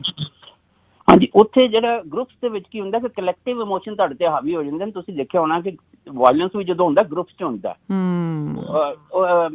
ਇੱਕ ਜਰਮਨ ਫਿਲਾਸਫਰ ਨੇ ਕਿਹਾ ਕਿ madness is really to be seen in individual but in groups it is a rule. Group ਬੰਦਾ ਕਦੀ ਇਕੱਲਾ ਪਾਗਲ ਨਹੀਂ ਹੁੰਦਾ, ਪਰ ਗਰੁੱਪ 'ਚ ਜਾ ਕੇ, ਕਿਉਂਕਿ ਕਲੈਕਟਿਵ ਇਮੋਸ਼ਨਸ ਉੱਤੇ ਹਾਵੀ ਹੋ ਜਾਂਦੀਆਂ ਨੇ, ਤੇ ਉਹਦੇ ਵਿੱਚ ਜਾ ਕੇ ਉਹਦਾ ਅਸਰ ਹੋ ਜਾਂਦਾ। ਬਿਊਟੀਫੁਲ। ਇਹ ਗਰੁੱਪ, ਇਹਨੂੰ ਅਸੀਂ ਕਹਿ ਦਿੰਦੇ ਹਾਂ ਗਰੁੱਪ ਇਫੈਕਟ। ਗਰੁੱਪ ਬਾਇਸ ਹੋ ਗਿਆ। ਗਰੁੱਪ ਬਾਇਸ ਹੋ ਗਿਆ। ਅਗਲਾ ਜਿਹੜਾ ਬਾਇਸ ਹੈ ਉਸ ਨੂੰ ਕਹਿੰਦੇ ਨੇ ਬਲੇਮ ਬਾਇਸ। ਅੱਛਾ। ਹੁਣ ਜਿਹੜਾ ਬਲੇਮ ਬਾਇਸ ਹੈ, ਇਹ ਕਿਉਂਕਿ ਸਾਡੀ ਜਿਹੜੀ ਇੰਟਰੋਸਪੈਕਸ਼ਨ ਲਿਮਿਟਿਡ ਹੁੰਦੀ ਹੈ, ਤੇ ਸਾਡੀ ਜਿਹੜੀ ਨੈਚੁਰਲ ਰਿਸਪੌਂਸ ਹੁੰਦਾ ਦੂਜਿਆਂ ਨੂੰ ਬਲੇਮ ਕਰਨਾ, ਵਿਚ ਇਜ਼ ਈਜ਼ੀ। ਸੋ ਇਹ ਜਿਹੜਾ ਬਾਇਸ ਹੈ, ਇਹ ਬੜਾ ਪੇਨਫੁਲ ਹੁੰਦਾ। ਤੇ ਇਹਦੇ ਵਿੱਚ ਜਿਹੜੀ ਹੋਰ ਜਿਹੜੇ ਹੁੰਦੇ ਨੇ, ਇਹਦੇ ਵਿੱਚ ਕੀ ਹੁੰਦਾ ਕਿ ਫੀਲਿੰਗ ਆਫ ਸੁਪੀਰੀਅਰਿਟੀ ਵੀ ਇੱਕ ਹੁੰਦਾ ਹੈ, ਇਹ ਵੀ ਸਾਡੇ 'ਚ ਹੁੰਦੀ ਹੈ। ਤੇ ਇਹ ਸਾਡੀ ਈਗੋ ਨੂੰ ਹੋਰ ਜਿਹਨੂੰ ਕਹਿੰਦੇ ਨੇ ਬੂਸਟ ਕਰਦੀ ਹੈ। ਐਗਜ਼ੈਕਟਲੀ। ਇੱਕ and then it becomes your habit, pattern and cycle. So ਕਹਿੰਦਾ ਅਗਰ ਇਸ ਤੋਂ ਅਸੀਂ ਸਿੱਖ ਲਈਏ, ਆਪਣੇ ਐਕਸਪੀਰੀਅੰਸ ਨੂੰ ਸਿੱਖੀਏ, ਤੇ ਅਸੀਂ ਬਹੁਤ ਘੱਟ ਕੰਡੈਮ ਕਰਾਂਗੇ ਜਾਂ ਬਲੇਮ ਕਰਾਂਗੇ ਦੂਜਿਆਂ ਨੂੰ। ਬਹੁਤ ਵਧੀਆ। ਸੋ ਇਹ ਪੰਜ ਹੋ ਗਏ। ਤੇ ਇੱਕ ਸੁਪੀਰੀਅਰਿਟੀ ਦੀ ਬਾਇਸ ਹੈ ਕਿ ਅਸੀਂ ਆਪਣੇ ਆਪ ਨੂੰ ਜਦੋਂ ਸੁਪੀਰੀਅਰ ਸਮਝਦੇ ਹਾਂ ਦੂਸਰਿਆਂ ਦੇ ਨਾਲ, ਤੇ ਉਹ ਵੀ ਸਾਡੀ ਜਿਹੜਾ ਬਾਇਸ ਇਹ ਵੀ ਇੱਕ। ਸੋ ਜੇ ਅਸੀਂ ਇਹਨਾਂ 6 ਬਾਇਸਿਸ ਦੀ ਆਪਣੇ ਫਿਲਟਰ ਲਾ ਲਈ ਹੈ, ਤੇ ਸਾਡੇ ਰੈਸ਼ਨੈਲਿਟੀ ਆ ਜਾਊਗੀ, ਆਪਣੇ ਆਪ ਆ ਜਾਊਗੀ, ਆਪਣੇ ਆਪ ਆ ਜਾਣੀ। ਸਾਡੇ ਜਿਹੜੇ ਡਿਸੀਜ਼ਨਸ ਹੋਣਗੇ ਉਹ ਇਮੋਸ਼ਨਸ ਤੇ ਬੇਸਡ ਹੋਣ ਦੀ ਥਾਂ ਉਹ ਰੈਸ਼ਨਲ ਡਿਸੀਜ਼ਨ ਹੋਣਗੇ। ਬਿਲਕੁਲ ਜੀ। ਆਪਟੀਮਮ ਬੈਲੈਂਸ ਜਿਹੜਾ ਹੈ ਨਾ ਆਫ ਥਿੰਕਿੰਗ ਐਂਡ ਇਮੋਸ਼ਨ ਸਾਨੂੰ ਕ੍ਰੀਏਟ ਕਰਨਾ ਚਾਹੀਦਾ, ਆਪਣੇ ਆਪ ਦੇ ਵਿੱਚ ਕਲਟੀਵੇਟ ਕਰਨਾ ਚਾਹੀਦਾ। ਸ਼ੈਲੀ ਜੀ, ਆਪਾਂ ਨੂੰ ਇੱਕ ਕਮਰਸ਼ੀਅਲ ਬ੍ਰੇਕ ਤੇ ਖਬਰਾਂ ਲਈ ਰੁਕਣਾ ਪੈਣਾ, ਉਸ ਤੋਂ ਬਾਅਦ ਆਪਾਂ ਗੱਲਬਾਤ ਜਾਰੀ ਰੱਖਦੇ ਹਾਂ। ਬਹੁਤ ਬਹੁਤ ਸ਼ੁਕਰੀਆ ਤੁਹਾਡਾ। ਬਹੁਤ ਡੀਟੇਲ ਦੇ ਵਿੱਚ ਇਹਨਾਂ ਨੇ ਇਹ ਜਿਹੜੀ ਗੱਲ ਸ਼ੁਰੂ ਕੀਤੀ ਆ। ਸਭ ਤੋਂ ਪਹਿਲੀ ਗੱਲ ਇਹੀ ਕੀਤੀ, ਕਹਿੰਦੇ 6 ਤਰ੍ਹਾਂ ਦੇ ਬਾਇਸ ਨੇ। ਹੁਣ ਆਪਾਂ ਦੇਖ ਲਈਏ ਸਾਡੇ 'ਤੇ ਕਿਹੜਾ ਬਾਇਸ ਭਾਰੂ ਹੁੰਦਾ। ਮੈਂ ਇੱਕ ਗੱਲ ਫੇਰ ਨਾਲ ਕਹਿਣਾ ਚਾਹੁੰਦੀ ਹਾਂ ਕਿ ਅੱਜ ਜਦੋਂ ਇਹ ਕਿਤਾਬ ਡਿਸਕਸ ਕਰ ਰਹੇ ਆ, ਤਾਂ ਬੜੇ ਸਪਸ਼ਟ ਤੌਰ 'ਤੇ ਸਾਨੂੰ ਇਹ ਗੱਲ ਸਮਝਣੀ ਚਾਹੀਦੀ ਆ, ਅਸਲ ਦੇ ਵਿੱਚ ਸਾਡੀ ਸ਼ਖਸੀਅਤ ਦੇ, ਮਨੁੱਖਾਂ ਦੀ ਸ਼ਖਸੀਅਤ ਦੇ ਉਹ ਪੱਖ ਨੇ ਜਿਨ੍ਹਾਂ ਨੂੰ ਅਸੀਂ ਅਕਸਰ ਵਿਚਾਰਨਾ ਨਹੀਂ ਚਾਹੁੰਦੇ। ਅਤੇ ਇਹ ਸਾਰੀਆਂ ਚੀਜ਼ਾਂ ਅਸੀਂ ਕਿਸੇ 'ਤੇ ਲਾ ਕੇ ਦੇਖਣ ਦੀ ਥਾਂ ਆਪਣੇ 'ਤੇ ਜੇ ਲਾ ਕੇ ਦੇਖਣਾ ਸ਼ੁਰੂ ਕਰ ਦਈਏ ਕਿ ਅਸੀਂ ਕਿਸੇ ਬਾਇਸ ਦਾ ਸ਼ਿਕਾਰ ਤਾਂ ਨਹੀਂ ਹੈ। ਜੇ ਅਸੀਂ ਡਿਸੀਜ਼ਨ ਲੈਣਾ ਹੈ, ਜਾਂ ਅਸੀਂ ਕਿਸੇ ਦੂਸਰੇ ਵਿਅਕਤੀ ਬਾਰੇ ਜਾਂ ਸਿਚੁਏਸ਼ਨਸ ਬਾਰੇ ਵੀ ਸੋਚ ਰਹੇ ਹਾਂ, ਕਿਤੇ ਬਾਇਸ ਹੋ ਕੇ ਤਾਂ ਨਹੀਂ ਸੋਚ ਰਹੇ। ਦੂਸਰਾ ਕੋਈ ਕਹੂਗਾ ਤਾਂ ਸਾਨੂੰ ਤਕਲੀਫ ਹੋਊਗੀ। ਪਰ ਅੱਜ ਜਿਹੜੇ ਫਿਲਟਰਸ ਦੀ ਇਹਨਾਂ ਨੇ ਗੱਲ ਦੱਸੀ ਹੈ ਕਿ ਦੇਖੋ, ਕਨਫਰਮੇਸ਼ਨ ਬਾਇਸ ਹੈ ਤਾਂ ਨਹੀਂ ਤੁਸੀਂ ਉਹਦੇ ਸ਼ਿਕਾਰ, ਕਨਵਿਕਸ਼ਨ ਬਾਇਸ, ਅਪੀਅਰੈਂਸ ਬਾਇਸ। ਅਕਸਰ ਆਪਾਂ ਇਹ ਵੀ ਧੋਖਾ ਖਾ ਜਾਂਦੇ ਹਾਂ ਕਿਸੇ ਨੂੰ ਦੇਖ ਕੇ ਜਦੋਂ ਉਹਨੂੰ ਜੱਜ ਕਰ ਲੈਂਦੇ ਹਾਂ। ਗਰੁੱਪ ਬਾਇਸ, ਬਲੇਮ ਬਾਇਸ ਅਤੇ ਸੁਪੀਰੀਅਰਿਟੀ ਬਾਇਸ। ਸ਼ੈਲੀ ਤੇਜਾ ਜੀ ਬਹੁਤ ਮਿਹਨਤ ਕਰਕੇ ਆਏ ਅੱਜ ਇਸ ਕਿਤਾਬ ਨੂੰ ਡਿਸਕਸ ਕਰਨ ਦੇ ਲਈ। ਤੁਸੀਂ ਜੇ ਸੁਣ ਰਹੇ ਹੋ ਤਾਂ ਬਹੁਤ ਵਧੀਆ। ਬਾਕੀ ਜੇ ਤੁਹਾਡੇ ਕੋਈ ਦੋਸਤ ਮਿੱਤਰ ਨੇ ਕਿਤੇ ਦੂਰ ਦੁਰਾਡੇ ਬੈਠੇ ਆ, ਉਹਨਾਂ ਨੂੰ ਵੀ ਜ਼ਰੂਰ ਦੱਸੋ ਕਿ ਇਹ ਪ੍ਰੋਗਰਾਮ ਅੱਜ ਬਹੁਤ ਇੰਟਰਸਟਿੰਗ ਹੈ ਅਤੇ ਕੰਮ ਵੀ ਆਊਗਾ ਸਾਡੇ ਸਾਰਿਆਂ ਦੇ। ਜੇ ਤੁਸੀਂ ਹਾਲੇ ਤੱਕ ਸਾਡਾ ਐਪ ਡਾਊਨਲੋਡ ਨਹੀਂ ਕੀਤਾ ਤਾਂ ਐਪ ਵੀ ਜ਼ਰੂਰ ਡਾਊਨਲੋਡ ਕਰੋ ਅਤੇ ਬਾਕੀਆਂ ਨੂੰ ਵੀ ਦੱਸੋ। The Navjot Tilloo Show, only on AM 600, Shere Punjab. Shere Punjab AM 600 ਤੁਸੀਂ ਇਸ ਵੇਲੇ ਸ਼ਾਮਿਲ ਹੋ ਦ ਨਵਜੋਤ ਢਿੱਲੋਂ ਸ਼ੋਅ ਦੇ ਵਿੱਚ। ਅੱਜ ਇਸ ਪ੍ਰੋਗਰਾਮ ਦੇ ਵਿੱਚ ਅਸੀਂ ਇੱਕ ਕਿਤਾਬ ਦੇ ਉੱਤੇ ਡਿਸਕਸ਼ਨ ਕਰ ਰਹੇ ਹਾਂ। ਸ਼ੈਲੀ ਤੇਜਾ ਜੀ ਸਾਡੇ ਬਹੁਤ ਪਿਆਰੇ ਲਿਸਨਰ ਨੇ ਅਤੇ ਬਹੁਤ ਪਿਆਰੇ ਇਹ ਰੀਡਰ ਨੇ, ਮੈਂ ਇਹ ਕਹੂੰਗੀ, ਕਿਉਂਕਿ ਬਹੁਤ ਸਾਰੀਆਂ ਕਿਤਾਬਾਂ ਪੜ੍ਹਦੇ ਆ। ਪਿਆਰੇ ਇਸ ਲਈ ਕਹਿ ਰਹੀ ਹਾਂ, ਉਹ ਨਾ ਕਿਤਾਬਾਂ ਪੜ੍ਹ ਕੇ ਆਪਣੇ ਅੰਦਰ ਉਸ ਜਾਣਕਾਰੀ ਨੂੰ ਜਜ਼ਬ ਕਰਦੇ ਆ, ਸਗੋਂ ਅਗਾਂਹ ਉਹਨੂੰ ਸਾਂਝੀ ਵੀ ਕਰਦੇ ਆ। ਮੈਨੂੰ ਇਹ ਦੱਸਦਿਆਂ ਇੱਥੇ ਖੁਸ਼ੀ ਹੋ ਰਹੀ ਹੈ ਕਿ ਹੁਣ ਤੱਕ ਤਕਰੀਬਨ ਮੈਨੂੰ ਲੱਗਦਾ 5 ਜਾਂ 6 ਕਿਤਾਬਾਂ ਅਸੀਂ ਇਸ ਪ੍ਰੋਗਰਾਮ ਦੇ ਵਿੱਚ ਡਿਸਕਸ ਕਰ ਚੁੱਕੇ ਹਾਂ, ਜਿਹਦੇ ਵਿੱਚ ਪੰਜਾਬੀਜ਼ ਪੰਜਾਬੀਅਤ ਖੁਸ਼ਵੰਤ ਸਿੰਘ ਦੀ ਸੀ। ਇਸ ਤੋਂ ਇਲਾਵਾ ਹਿੰਟਸ ਫॉर ਸੈਲਫ ਕਲਚਰ, ਉਸ ਕਿਤਾਬ ਦਾ ਵੀ ਇਹਨਾਂ ਨੇ ਰਿਵਿਊ ਕੀਤਾ ਸੀ, ਡੀਟੇਲ ਦੇ ਵਿੱਚ ਤੁਹਾਡੇ ਨਾਲ ਸਾਂਝੀ ਕੀਤੀ। ਮਹਾਤਮਾ ਗਾਂਧੀ ਦੀ my experiments with truth and a world of curiosities. ਅਤੇ ਅੱਜ ਜਿਹੜੀ ਕਿਤਾਬ ਅਸੀਂ ਡਿਸਕਸ ਕਰ ਰਹੇ ਹਾਂ, the laws of human nature, Robert Greene ਦੀ ਇਹ ਕਿਤਾਬ ਹੈ। ਥੋੜ੍ਹਾ ਜਿਹਾ ਮੈਂ ਬਰੀਫ ਕਰਨਾ ਚਾਹੁੰਦੀ ਹਾਂ ਕਿ ਇਹ ਗੱਲ ਕਰਕੇ ਹਟੇ, ਕਹਿੰਦੇ 18 ਲਾਜ਼ ਹੈਗੇ ਇਸ ਕਿਤਾਬ ਦੇ ਵਿੱਚ ਡਿਸਕਸ ਕੀਤੇ ਗਏ ਕਿ ਮਨੁੱਖੀ ਸੁਭਾਅ ਦੇ ਵੱਖ-ਵੱਖ ਪਹਿਲੂ ਨੇ ਜਿਹੜੇ। ਉਹਦੇ ਵਿੱਚ ਸਭ ਤੋਂ ਪਹਿਲਾਂ ਇਹਨਾਂ ਨੇ ਇਰਰੈਸ਼ਨੈਲਿਟੀ ਦਾ ਜ਼ਿਕਰ ਕੀਤਾ। ਕਹਿੰਦੇ ਅਕਸਰ ਅਸੀਂ ਇਮੋਸ਼ਨਲ ਹੋ ਕੇ ਫੈਸਲੇ ਲੈਂਦੇ ਹਾਂ, ਜੋ ਇਸ ਕਿਤਾਬ ਦੇ ਵਿੱਚ ਦੱਸਿਆ ਗਿਆ, ਅਤੇ ਉਹ ਜਿਹੜੇ ਸਾਡੇ ਇਮੋਸ਼ਨਲ ਡਿਸੀਜ਼ਨਸ ਹੁੰਦੇ ਆ ਉਹ ਪ੍ਰਭਾਵਿਤ ਹੁੰਦੇ ਆ ਵੱਖ-ਵੱਖ ਤਰ੍ਹਾਂ ਦੇ ਪੱਖਪਾਤ ਤੋਂ। ਅਤੇ ਉਹ 6 ਤਰ੍ਹਾਂ ਦੇ ਪੱਖਪਾਤ ਦੀ ਇਹਨਾਂ ਨੇ ਗੱਲ ਕੀਤੀ ਆ। ਸ਼ੈਲੀ ਜੀ, ਪੱਖਪਾਤ ਦਾ ਤਾਂ ਜ਼ਿਕਰ ਜ਼ਰੂਰ ਹੋ ਗਿਆ ਕਿ ਅਸੀਂ ਬਾਇਸਡ ਹੋ ਜਾਂਦੇ ਹਾਂ, ਹੈ ਨਾ। ਮੇਰੀ ਆਵਾਜ਼ ਆ ਰਹੀ ਤੁਹਾਡੇ ਤੱਕ? ਜੀ ਜੀ ਜੀ ਜੀ। ਮੈਨੂੰ ਲੱਗਦਾ ਤੁਸੀਂ ਸ਼ਾਇਦ ਸਪੀਕਰ ਤੇ ਲਾ ਲਿਆ ਫੋਨ ਤੇ ਵਾਪਸ ਮੇਰੇ ਤੱਕ ਆਵਾਜ਼ ਆ ਰਹੀ ਆ। ਹਾਂਜੀ, ਹੁਣ ਆ ਰਹੀ ਜੀ? ਹਾਂਜੀ, ਮੈਂ ਹੁਣ ਬਿਨਾਂ ਸਪੀਕਰ ਤੋਂ। ਹਾਂਜੀ, ਬਿਲਕੁਲ ਠੀਕ ਹੈ ਹੁਣ। ਤੇ ਇਹ ਬਾਇਸਿਸ ਤੋਂ ਅਸੀਂ ਛੁਟਕਾਰਾ ਤਾਂ ਪਾ ਨਹੀਂ ਸਕਦੇ, ਕਿਉਂਕਿ ਇਮੋਸ਼ਨਸ ਤਾਂ ਹਰੇਕ ਇਨਸਾਨ ਦੇ ਨਾਲ ਹੀ ਰਹਿੰਦੇ ਆ। ਸੋ ਇਸ ਕਿਤਾਬ ਦੇ ਵਿੱਚ ਜਿੱਥੇ ਇਰਰੈਸ਼ਨੈਲਿਟੀ ਨੂੰ ਡਿਸਕਸ ਕੀਤਾ ਗਿਆ ਕਿ ਸਾਡੇ ਫੈਸਲੇ ਅਕਸਰ ਤਰਕਹੀਣਤਾ ਤੋਂ ਪ੍ਰਭਾਵਿਤ ਹੁੰਦੇ ਆ, ਉਹਦੇ 'ਤੇ ਇਮੋਸ਼ਨ ਜ਼ਿਆਦਾ ਭਾਰੂ ਹੋ ਜਾਂਦਾ, ਪਰ ਇਸ ਚੀਜ਼ ਦਾ ਵੀ ਕਿਤੇ ਜ਼ਿਕਰ ਕੀਤਾ ਕਿ ਵੀ ਇਹਨੂੰ ਬੈਲੈਂਸ ਕਿਵੇਂ ਕਰਨਾ ਸੀ। ਦੇਖੋ ਜੀ, ਮੈਂ ਇੱਕ ਸਟੇਟਮੈਂਟ ਦਿੱਤੀ ਸੀ ਕਿ find the optimal balance of thinking and emotion. ਇਹਦੀ ਨਾ ਉਹਨਾਂ ਨੇ ਟੂਲਸ ਐਂਡ ਟੈਕਨੀਕਸ ਦਿੱਤੀਆਂ ਨੇ, but I am withholding that information, ਕਿਉਂਕਿ ਫਿਰ ਕਿਊਰੀਓਸਿਟੀ ਜਿਹੜੀ ਹੈ ਮੇਰੀ ਤਾਂ ਕੋਸ਼ਿਸ਼ ਹੈ ਕਿ ਸਿਰਫ ਇੰਟਰੋਡਕਸ਼ਨ ਦੇਣਾ ਤਾਂ ਕਿ ਕਿਊਰੀਓਸਿਟੀ ਬਣ ਜਾਏ ਲਿਸਨਰਸ ਦੀ ਤੇ ਉਹ ਕਿਤਾਬ ਖਰੀਦਣ। ਬਟ ਜਿੱਦਾਂ ਉਹਨਾਂ ਨੇ ਇਹ ਫਿਲਟਰ ਦੱਸੇ ਨੇ, ਇੱਦਾਂ ਟੈਕਨੀਕਸ ਵੀ ਦੱਸੀਆਂ, ਟੂਲਸ ਵੀ ਦੱਸੇ ਨੇ, ਬੜੇ ਬਿਊਟੀਫੁਲੀ ਲਿਖੇ ਨੇ। ਸੋ ਇਹਨਾਂ ਬਾਇਸਿਸ ਤੋਂ ਕਿਸ ਤਰੀਕੇ ਦੇ ਨਾਲ ਅਸੀਂ ਛੁਟਕਾਰਾ ਪਾ ਸਕਦੇ ਜਾਂ ਇਹਨਾਂ ਦੇ ਇਨਫਲੂਐਂਸਿਸ ਤੋਂ ਅਸੀਂ ਬਚ ਸਕਦੇ ਹਾਂ? ਜੀ ਜੀ। ਅਗਲੇ ਕਿਹੜੇ ਲਾਅ ਦੀ ਤੁਸੀਂ ਗੱਲ ਕਰਨਾ ਚਾਹੋਗੇ ਜਿਹੜਾ ਇਸ ਕਿਤਾਬ ਦੇ ਵਿੱਚ ਮਨੁੱਖੀ ਸੁਭਾਅ ਨੂੰ ਲੈ ਕੇ ਲਿਖਿਆ ਗਿਆ? ਦੇਖੋ ਜੀ, ਅਗਲਾ ਜਿਹੜਾ ਲਾਅ ਹੈ ਉਹ ਹੈ ਲਾਅ ਆਫ ਨਾਰਸਿਜ਼ਮ। ਇਹ ਨਾਰਸਿਜ਼ਮ ਸ਼ਬਦ ਦਾ ਮਤਲਬ ਇਹ ਹੁੰਦਾ ਹੈ, ਮਤਲਬ ਬੜੇ ਸਮਝਾਇਆ ਵੀ ਨਾਲ, ਬੜਾ ਐਕਸਪਲੇਨ ਕੀਤਾ ਹੁੰਦਾ ਕਿਉਂ ਹੈ ਨਾਰਸਿਜ਼ਮ। ਵੀ ਆਲ ਆਰ ਨਾਰਸਿਸਟ। ਆਪਾਂ ਆਪਣੇ ਸੁਣਨ ਵਾਲਿਆਂ ਨੂੰ ਦੱਸ ਦਈਏ, ਜਿਹੜਾ ਨਾਰਸਿਜ਼ਮ ਟਰਮ ਹੈਗੀ ਆ ਜਾਂ ਨਾਰਸਿਸਟ ਜਿਹਨੂੰ ਕਹਿੰਦੇ ਆ, ਪੰਜਾਬੀ ਦੇ ਵਿੱਚ ਸਿੱਧਾ ਇਹਨੂੰ ਕਿਹਾ ਜਾਵੇ ਖੁਦਪ੍ਰਸਤੀ, ਜਿਹੜੀ ਅਸੀਂ ਆਪਣੇ ਬਾਰੇ ਗੱਲ ਕਰਦੇ ਹਾਂ, ਆਪਣੀ ਖੁਦੀ ਬਾਰੇ ਗੱਲ ਕਰਦੇ ਹਾਂ, ਖੁਦਪ੍ਰਸਤ ਹੋਣਾ ਨਾਰਸਿਸਟ ਕਿਹਾ ਜਾਂਦਾ। ਜੀ ਸ਼ੈਲੀ ਜੀ। ਹਾਂਜੀ, ਅਸੀਂ ਨਾ ਉਹ ਕਹਿੰਦੇ ਕਿ ਨੈਚੁਰਲੀ ਜਦੋਂ ਅਸੀਂ ਬੌਰਨ ਹੁੰਦੇ ਹਾਂ ਤੇ ਸਾਡੇ ਨੈਚੁਰਲੀ ਤੇ ਅਸੀਂ ਹੁੰਦੇ ਹਾਂ, ਸਾਡੇ ਵਿੱਚ ਟੂਲ ਹੈ ਲੋਕਾਂ ਨੂੰ ਕਨੈਕਟ ਕਰਨ ਦਾ, ਨੇਚਰ ਨੇ ਤਾਂ ਬਹੁਤ ਵਧੀਆ ਬਣਾਇਆ ਹੈ। ਲੇਕਿਨ ਇਹ ਨਾਰਸਿਜ਼ਮ ਆਉਂਦਾ ਕਿਉਂ ਹੈ? ਕਿਉਂਕਿ ਅਸੀਂ ਜਦੋਂ ਇਹਦਾ ਰੀਜ਼ਨ ਉਹਨੇ ਬਹੁਤ ਬਿਊਟੀਫੁਲੀ ਸਮਝਾਇਆ ਹੈ। ਉਹ ਕਹਿੰਦਾ ਹੁੰਦਾ ਕੀ ਹੈ ਕਿ ਜਦੋਂ ਬੱਚਾ 2 ਤੋਂ 5 ਸਾਲ ਦਾ ਹੁੰਦਾ ਆਪਣੀ ਮਾਂ ਦੇ ਨਾਲ, ਉੱਥੋਂ ਜਦੋਂ ਵਿਛੜਦਾ ਹੈ, ਕਿਉਂਕਿ ਜਦੋਂ ਮਾਂ ਦੇ ਨਾਲ ਰਹਿੰਦਾ ਉਦੋਂ ਤੇ ਉਹਦੀ ਹਰ ਜਿਹੜੀ ਇੰਸਟੈਂਟ ਗ੍ਰੈਟੀਫਿਕੇਸ਼ਨ ਉਹਨੂੰ ਮਿਲੀ ਜਾਂਦੀ, ਉਹ ਰੋਂਦਾ ਤੇ ਮਾਂ ਉਹਨੂੰ ਦੇ ਦਿੰਦੀ, ਜੋ ਕੁਝ ਚਾਹੀਦਾ ਉਹਨੂੰ ਮਿਲ ਜਾਂਦਾ ਮਾਂ ਤੋਂ। ਠੀਕ ਹੈ।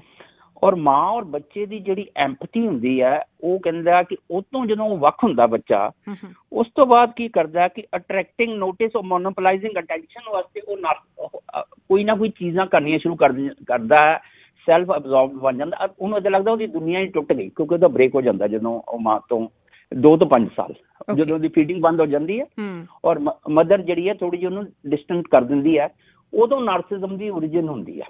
ਉਦੋਂ ਉਹ ਅਲੱਗ ਜਦੋਂ ਹੁੰਦਾ। ਅੱਛਾ, ਉਹ ਕਹਿੰਦੇ ਕਿ ਜਦੋਂ ਨਾਰਸਿਸਟ ਹੁੰਦਾ ਹੈ, ਨਾਰਸਿਸਟ ਦੀਆਂ ਬੜੀਆਂ ਟਾਈਪਸ ਨੇ।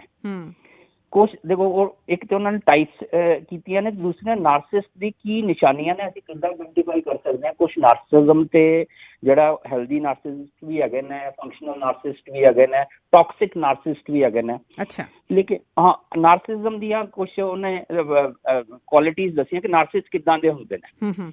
ਉਹ ਕਹਿੰਦੇ ਜਦੋਂ ਉਹਨਾਂ ਨੂੰ ਇਨਸਲਟ ਕੀਤਾ ਜਾਂਦਾ ਜਾਂ ਚੈਲੰਜ ਕੀਤਾ ਜਾਂਦਾ, ਉਹ ਰੇਜ 'ਚ ਆਉਂਦਾ, ਬੜਾ ਗੁੱਸੇ 'ਚ ਆਉਂਦਾ, ਬੜਾ। ਅੱਛਾ, ਇੱਕ ਸੈਂਸਿਟਿਵ ਬਹੁਤ ਹੁੰਦੇ ਨੇ, ਦੇ ਟੇਕ ਐਵਰੀਥਿੰਗ ਪਰਸਨਲੀ। ਅੱਛਾ, ਨੈਵਰ ਐਂਡਿੰਗ ਡਰਾਮਾ ਹੁੰਦਾ ਉਹਨਾਂ 'ਚ, ਡਰਾਮੈਟਿਕ ਜ਼ਿਆਦਾ ਹੁੰਦੇ ਨੇ। ਤੇ ਇਹ ਜਿਹੜੇ ਨਾਰਸਿਸਟ ਦੀਆਂ ਇਹ ਸਾਰੀਆਂ ਨਿਸ਼ਾਨੀਆਂ ਜਿਹੜੀਆਂ ਨੇ, ਇਹ ਖੁਦਪ੍ਰਸਤੀ ਨੇ, ਜਿੱਦਾਂ ਤੁਸੀਂ ਵਰਡ ਐਕਸਪਲੇਨ ਕੀਤਾ। ਹਾਈਪਰ ਸੈਂਸਿਟਿਵ ਹੁੰਦੇ ਨੇ, ਓਵਰ ਸੈਂਸਿਟਿਵ ਹੁੰਦੇ ਨੇ, ਇਹ ਸਾਰੇ ਨਾਰਸਿਜ਼ਮ ਦੀਆਂ ਜਿਹੜੀਆਂ ਨੇ ਇਹ ਚੀਜ਼ਾਂ ਆ ਜਾਂਦੀਆਂ। ਹਾਂਜੀ, ਫੰਕਸ਼ਨ। ਅੱਛਾ, ਫਿਰ ਉਹਨਾਂ ਨੇ ਕਿਹਾ ਕਿ ਇਹ ਜਿਹੜਾ ਮਦਰ ਔਰ ਜਿਹੜਾ ਚਾਈਲਡ ਦਾ ਜਿਹੜਾ ਹੁੰਦਾ ਹੈ ਰਿਲੇਸ਼ਨ, ਜਿਹੜਾ ਹੁੰਦਾ ਹੈ ਮਦਰ, ਉਹਦੇ ਵਿੱਚ ਕਹਿੰਦੇ ਦੇਖਣ ਵਾਲੀ ਗੱਲ ਇਹ ਹੁੰਦੀ ਹੈ ਕਿ ਮਦਰ ਨੂੰ she can sense every mood and read every emotions of the child, ਦੋਨਾਂ ਦੇ। it is both ways. it is because of the empathy. ਅੱਛਾ, ਉਹ ਕਹਿੰਦਾ ਜਿੱਦਾਂ ਜਿੱਦਾਂ ਵੱਡਾ ਬੱਚਾ ਵੱਡਾ ਹੁੰਦਾ ਹੈ, ਉਹਦੀ ਐਂਪਥੀ ਖਤਮ ਹੋਈ ਜਾਂਦੀ, ਨਾਰਸਿਸਟ ਬਣ ਜਾਂਦਾ, ਉਹ ਸੈਲਫ ਅਬਜ਼ੌਰਬਡ ਹੋ ਜਾਂਦਾ। ਅੱਛਾ, ਇਹਦੇ 'ਚ ਉਹਨੇ ਇੱਕ ਬੜੀ ਵੱਡੀ ਇੰਪੋਰਟੈਂਟ ਗੱਲ ਲਿਖੀ ਕਿ 1970 ਤੇ 2000 2 ਈਅਰਸ ਲਿਖੇ ਨੇ। ਕਹਿੰਦਾ ਕਿ ਇਹਦੇ ਵਿੱਚ ਸਟੱਡੀਜ਼ ਨੇ ਇਹ ਪਾਇਆ ਕਿ ਟੈਕਨੋਲੋਜੀ ਔਰ ਇੰਟਰਨੈਟ ਨੇ ਜਿਹੜੀ ਲੋਕਾਂ ਦੀ ਸੋਸ਼ਲ ਇੰਟਰੈਕਸ਼ਨ ਖਤਮ ਕਰ ਦਿੱਤੀ ਤੇ ਸੋਸ਼ਲਾਈਜ਼ਿੰਗ ਆਨਲਾਈਨ ਹੋਣ ਨਾਲ ਵੀ ਨਾਰਸਿਜ਼ਮ ਵੱਧ ਗਿਆ। ਓਕੇ। ਇਹ 2 ਬੜੇ ਇੰਪੋਰਟੈਂਟ ਈਅਰਸ ਨੇ, 1970 ਐਂਡ 2000। ਠੀਕ ਹੈ। ਤੇ ਇਹ ਨਾਰਸਿਜ਼ਮ ਦੀ ਕਹਿੰਦਾ ਕਿ ਹੁਣ ਜੇ ਅਸੀਂ ਕੰਡੀਸ਼ਨ ਦੇਖੀਏ ਤੇ ਇਹ ਹੋਰ ਵੀ ਡਿਫਰੈਂਟ ਡਾਇਮੈਂਸ਼ਨ ਹੋਰ ਕਈ ਗੁਣਾ ਵੱਧ ਚੁੱਕਿਆ। It is also because of the new age technology. ਠੀਕ ਹੈ। ਕਿਉਂਕਿ ਅੱਜ ਕੱਲ੍ਹ ਤੇ ਬੱਚੇ ਬੌਰਨ ਨਹੀਂ ਹੋ ਰਹੇ, ਉਹ ਡਾਊਨਲੋਡ ਹੋ ਰਹੇ ਨੇ, ਔਰ ਉਹਨਾਂ ਦੀ ਮਦਰ ਔਰ ਫਾਦਰ ਜਿਹੜੇ ਨੇ ਗੂਗਲ ਔਰ ਐਮਾਜ਼ੋਨ ਨੇ। ਈਵਨ ਇਨਫੋਰਮੇਸ਼ਨ ਲੈਣ ਲਈ ਵੀ, ਨੌਲੇਜ ਲੈਣ ਲਈ ਵੀ they are not relying on anything. So ਹੁਣ ਉਹ ਨਾਰਸਿਜ਼ਮ ਦੀਆਂ ਡੈਫੀਨੇਸ਼ਨਾਂ ਉਹ ਬਦਲ ਚੁੱਕੀਆਂ ਨੇ। ਅੱਛਾ, ਉਹ ਵੀ ਸਮੇਂ ਦੇ ਨਾਲ ਨਾਰਸਿਜ਼ਮ ਵੀ ਬਦਲਿਆ ਹੈ ਕਿ ਅਸੀਂ ਖੁਦ ਪ੍ਰਸਤ ਕਿਸ ਤਰ੍ਹਾਂ ਹੋ ਜਾਂਦੇ ਹਾਂ, ਜਾਂ ਅਸੀਂ ਸੈਲਫ ਸੈਂਟਰਡ ਜਿਹੜੇ ਆ ਉਹ ਕਿਸ ਤਰੀਕੇ ਦੇ ਨਾਲ ਹੋ ਰਹੇ ਹਾਂ। ਸੋ ਖਾਸ ਕਰਕੇ ਜ਼ਿਕਰ ਕੀਤਾ 1970 ਤੋਂ 2000 ਦੇ ਸਮੇਂ ਦੇ ਦੌਰਾਨ ਜਦੋਂ ਟੈਕਨੋਲੋਜੀ ਡਿਵੈਲਪ ਹੋ ਰਹੀ ਹੈ, ਪਰ ਹੁਣ ਉਹੀ ਗੱਲ ਆ, ਉਦੋਂ ਬਾਅਦ ਵੀ ਦਿਨ ਦੁੱਗਣੀ ਰਾਤ ਚੌਗਣੀ ਤਰੱਕੀ ਹੋ ਰਹੀ ਹੈ ਟੈਕਨੋਲੋਜੀ ਦੀ ਵੀ, ਅਤੇ ਉਸੇ ਢੰਗ ਦੇ ਨਾਲ ਅਸੀਂ ਵੀ ਅਡੈਪਟ ਹੋ ਰਹੇ ਹਾਂ। ਬਿਲਕੁਲ ਜੀ, ਇਹ ਹੁਣ ਤੇ ਕਈ ਈਅਰਸ ਹੋਰ ਐਡ ਕਰ ਸਕਦੇ ਹਾਂ ਕਿ ਤੁਸੀਂ ਦੇਖੋ ਰੋਜ਼ ਦੇ ਰੋਜ਼ ਕੁਝ ਨਾ ਕੋਈ ਨਵੀਂ ਚੀਜ਼ ਬਦਲ ਜਾਂਦੀ ਹੈ। ਜਿਹੜਾ ਸਾਡਾ ਆਈਫੋਨ ਵੀ ਹੈ ਉਹਦੇ ਵੀ ਨਵੇਂ ਨਵੇਂ ਰੂਪ ਆ ਰਹੇ ਨੇ। ਸੋ ਨਾਰਸਿਜ਼ਮ ਵੀ ਕਾਫੀ ਡਿਫਰੈਂਟ ਲੈਵਲ ਦਾ ਹੋ ਗਿਆ। ਉਹਨਾਂ ਨੂੰ ਇਹਨਾਂ ਡੈਫੀਨੇਸ਼ਨਾਂ ਨਾਲ ਨਹੀਂ ਡਿਫਾਈਨ ਕੀਤਾ ਜਾਂਦਾ, ਇਸ ਤੋਂ ਵੀ ਅੱਗੇ ਨਿਕਲ ਗਿਆ। ਅੱਛਾ, ਅੱਗੇ ਉਹਨਾਂ ਨੇ ਫਿਰ ਇਹਦੇ ਵਿੱਚ ਇਸ ਲਾਅ ਦੇ ਵਿੱਚ ਉਹਨੇ ਦੱਸਿਆ ਕਿ ਇਸ ਬੁੱਕ ਦੇ ਵਿੱਚ ਇੱਕ ਚੀਜ਼ ਹੋਰ ਹੈ ਕਿ ਐਕਸਟ੍ਰੀਮ ਦੇ ਐਗਜ਼ਾਮਪਲਸ ਵੀ ਦਿੱਤੇ ਨੇ ਪਰਸਨੈਲਿਟੀ ਨਾਲ। ਅੱਛਾ, ਉਹ 'ਚ ਦੱਸੇ ਨੇ ਕਿ ਕੰਪਲੀਟ ਕੰਟਰੋਲ ਵਾਲੇ ਨਾਰਸਿਸਟ ਹੁੰਦੇ ਨੇ, ਉਹ ਕੌਣ ਹੁੰਦੇ ਨੇ। ਇੱਕ ਐਗਜ਼ਾਮਪਲ ਉਹਨੇ ਉਹ ਕਹਿੰਦੇ ਨੇ ਬੜੇ ਡੇਂਜਰਸਲੀ ਅਨਪ੍ਰੈਡਿਕਟੇਬਲ ਹੁੰਦੇ ਨੇ, ਉਹ ਲੱਗਦੇ ਹੀ ਨਹੀਂ ਨਾਰਸਿਸਟ ਨੇ। ਅੱਛਾ, ਲੇਕਿਨ ਉਹ ਬਹੁਤ ਜ਼ਬਰਦਸਤ ਐਕਟਰ ਵੀ ਹੁੰਦੇ ਨੇ, ਜਿੱਦਾਂ ਸਟੈਲਿਨ ਦਾ ਉਹਨੇ ਬੜਾ ਐਗਜ਼ਾਮਪਲ ਦਿੱਤਾ। ਅੱਛਾ, ਇੱਕ ਥੀਏਟਰ ਵਾਲੇ ਨਾਰਸਿਸਟ ਹੁੰਦੇ ਨੇ। ਅੱਛਾ, ਡਰਾਮੈਟਿਕ ਇਫੈਕਟ ਉਹਨਾਂ ਦਾ ਬਹੁਤ ਜ਼ਬਰਦਸਤ ਹੁੰਦਾ। ਇਹ ਹੈਲਦੀ ਨਾਰਸਿਸਟ ਦਾ ਵੀ ਉਹਨਾਂ ਨੇ ਇਹਦੇ ਵਿੱਚ ਐਕਸਪਲੇਨ ਕੀਤਾ। ਅੱਛਾ, ਹੈਲਦੀ ਨਾਰਸਿਸਟ ਕੀ ਹੋਏ ਫਿਰ? ਹੈਲਦੀ ਨਾਰਸਿਸਟ ਮਤਲਬ ਕਿ ਜਿਹੜੇ ਆਮ ਮਤਲਬ ਕਿ ਉਹ ਨਾਰਸਿਸਟ ਡੇਂਜਰਸ ਨਹੀਂ ਹੁੰਦੇ। ਉਹ ਮਤਲਬ ਕਿ ਦੈਟ ਇਜ਼ ਆਬਵੀਅਸ ਕਿ ਉਹਨਾਂ ਨੋ ਡਾਊਟ ਕਿ nobody is perfect. So healthy narcissist मतलब he is normal person, he is healthy person, लेकिन नार्सिज्म है हर चीज हैगा, थोड़ा थोड़ा हैगा, acceptable level या functional level, who is not dangerous ji. So ਇਹ ਤੇ ਉਹਨਾਂ ਨੇ law of narcissism ਨੂੰ ਇਹਦੇ ਵਿੱਚ ਐਕਸਪਲੇਨ ਕੀਤਾ। ਫਿਰ ਜਿੱਦਾਂ ਮੈਂ ਤੁਹਾਨੂੰ ਦੱਸਿਆ ਕਿ ਇਹਦੇ ਵਿੱਚ ਉਹਨਾਂ ਨੇ ਅੱਗੇ ਇਹ ਦੱਸਣ ਦੀ ਕੋਸ਼ਿਸ਼ ਕੀਤੀ ਕਿ ਟੂਲਸ ਐਂਡ ਟੈਕਨੀਕਸ ਕੀ ਹੈ। ਉਹ ਕਹਿੰਦੇ ਕਿ ਤੁਸੀਂ ਜਿਹੜੀ ਹੈਗਾ ਨਾ ਜਿਹੜਾ ਨਾਰਸਿਜ਼ਮ ਹੈ, ਇਸ ਨੂੰ ਕਿੱਦਾਂ ਜਿਹੜਾ ਸੈਲਫ ਲਵ ਹੈ ਇਹਨੂੰ ਐਮਪੈਥੀ 'ਚ ਕਿੱਦਾਂ ਟਰਾਂਸਫਾਰਮ ਕਰਨਾ। ਸੋ ਉਹਨਾਂ ਨੇ ਕਲੀਅਰਲੀ ਇਸ ਚੀਜ਼ ਵਿੱਚ ਡਿਫਰੈਂਸ਼ੀਏਟ ਕੀਤਾ ਕਿ ਜੇ ਸੈਲਫ ਲਵ ਹੈਗਾ ਉਹ ਨਾਰਸਿਜ਼ਮ ਨਹੀਂ ਹੈਗਾ। ਉਹਨੂੰ ਆਪਾਂ ਜਿਹੜਾ ਆਪਣੇ ਆਪ ਨੂੰ ਅਸੀਂ ਪਿਆਰ ਕਰਦੇ ਹਾਂ ਉਹ ਖਰਾਬ ਗੱਲ ਨਹੀਂ ਹੈਗੀ, ਪਰ ਇੱਕ ਸੈਲਫ ਲਵ ਨਾਰਸਿਜ਼ਮ ਦੇ ਵਿੱਚ ਕਿਸ ਢੰਗ ਦੇ ਨਾਲ ਕਨਵਰਟ ਹੋ ਜਾਂਦਾ ਸਾਡੀ ਆਪਣੀ ਅਵੇਅਰਨੈਸ ਤੋਂ ਬਗੈਰ, ਉਹ ਗੱਲਾਂ ਜ਼ਰੂਰ ਮੈਂਸ਼ਨ ਕੀਤੀਆਂ ਉਹਨਾਂ ਨੇ।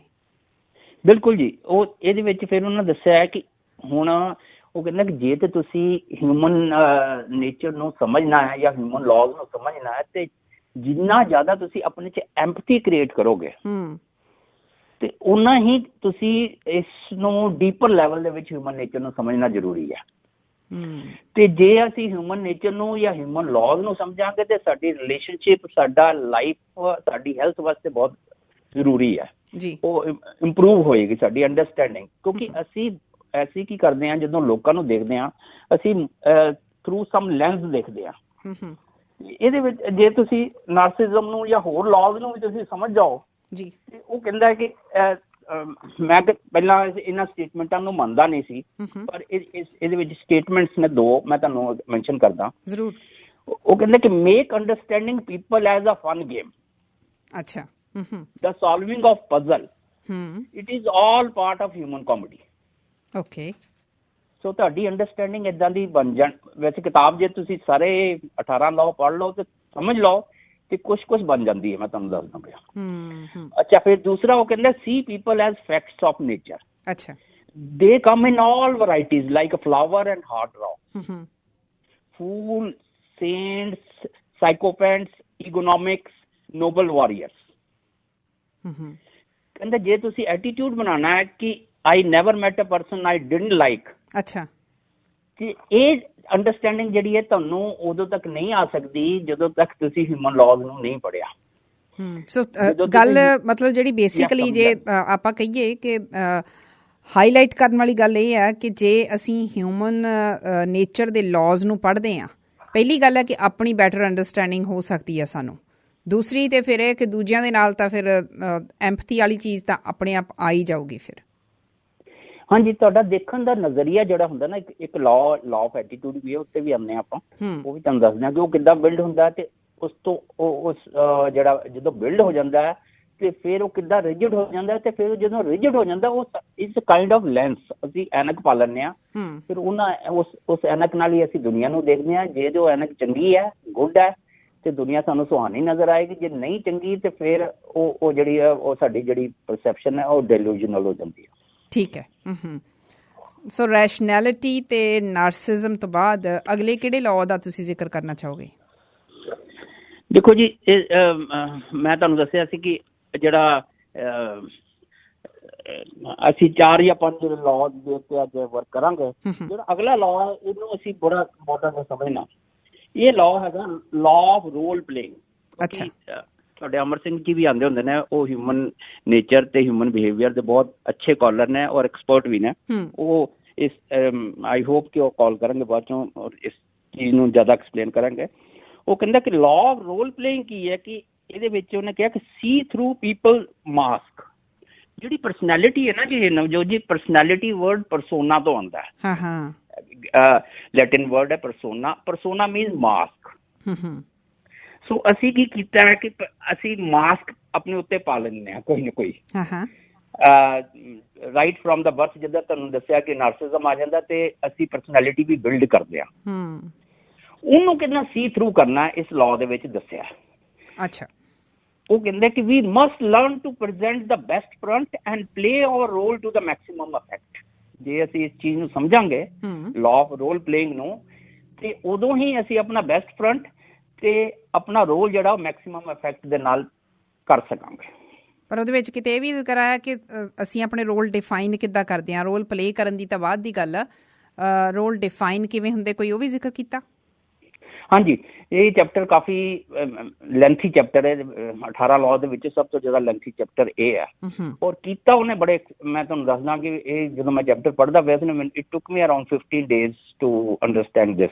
ਅੱਛਾ। ਕਿਉਂਕਿ ਇਹਦੇ 'ਚ ਜਿਹੜੀਆਂ ਗੱਲਾਂ ਕੀਤੀਆਂ ਨੇ, ਮੈਂ ਤੁਹਾਨੂੰ ਦੱਸਦਾ ਕਿ ਬੜੀਆਂ ਡੀਪ ਗੱਲਾਂ ਨੇ।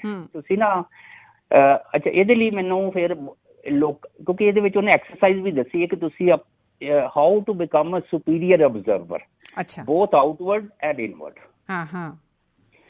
ਕਿਉਂਕਿ ਜਦੋਂ ਤੱਕ ਅਸੀਂ ਸੁਪੀਰੀਅਰ ਅਬਜ਼ਰਵਰ ਨਹੀਂ ਬਣਾਂਗੇ ਤੇ ਇਹ ਜਿਹੜਾ ਲਾਅ ਹੈ ਜਿਹੜਾ ਇਸ ਨੂੰ ਸਮਝ ਨਹੀਂ ਪਾਵਾਂਗੇ। ਇਹ ਨਾ ਆਪਾਂ ਇੱਕ ਦਿਨ ਮੈਂ ਪਲਾਨ ਕਰ ਰਹੀ ਸੀ ਕਿ ਆਬਜ਼ਰਵੇਸ਼ਨ ਤੇ ਇੱਕ ਪੂਰੇ ਦਾ ਪੂਰਾ ਪ੍ਰੋਗਰਾਮ ਪਲਾਨ ਕਰੀਏ।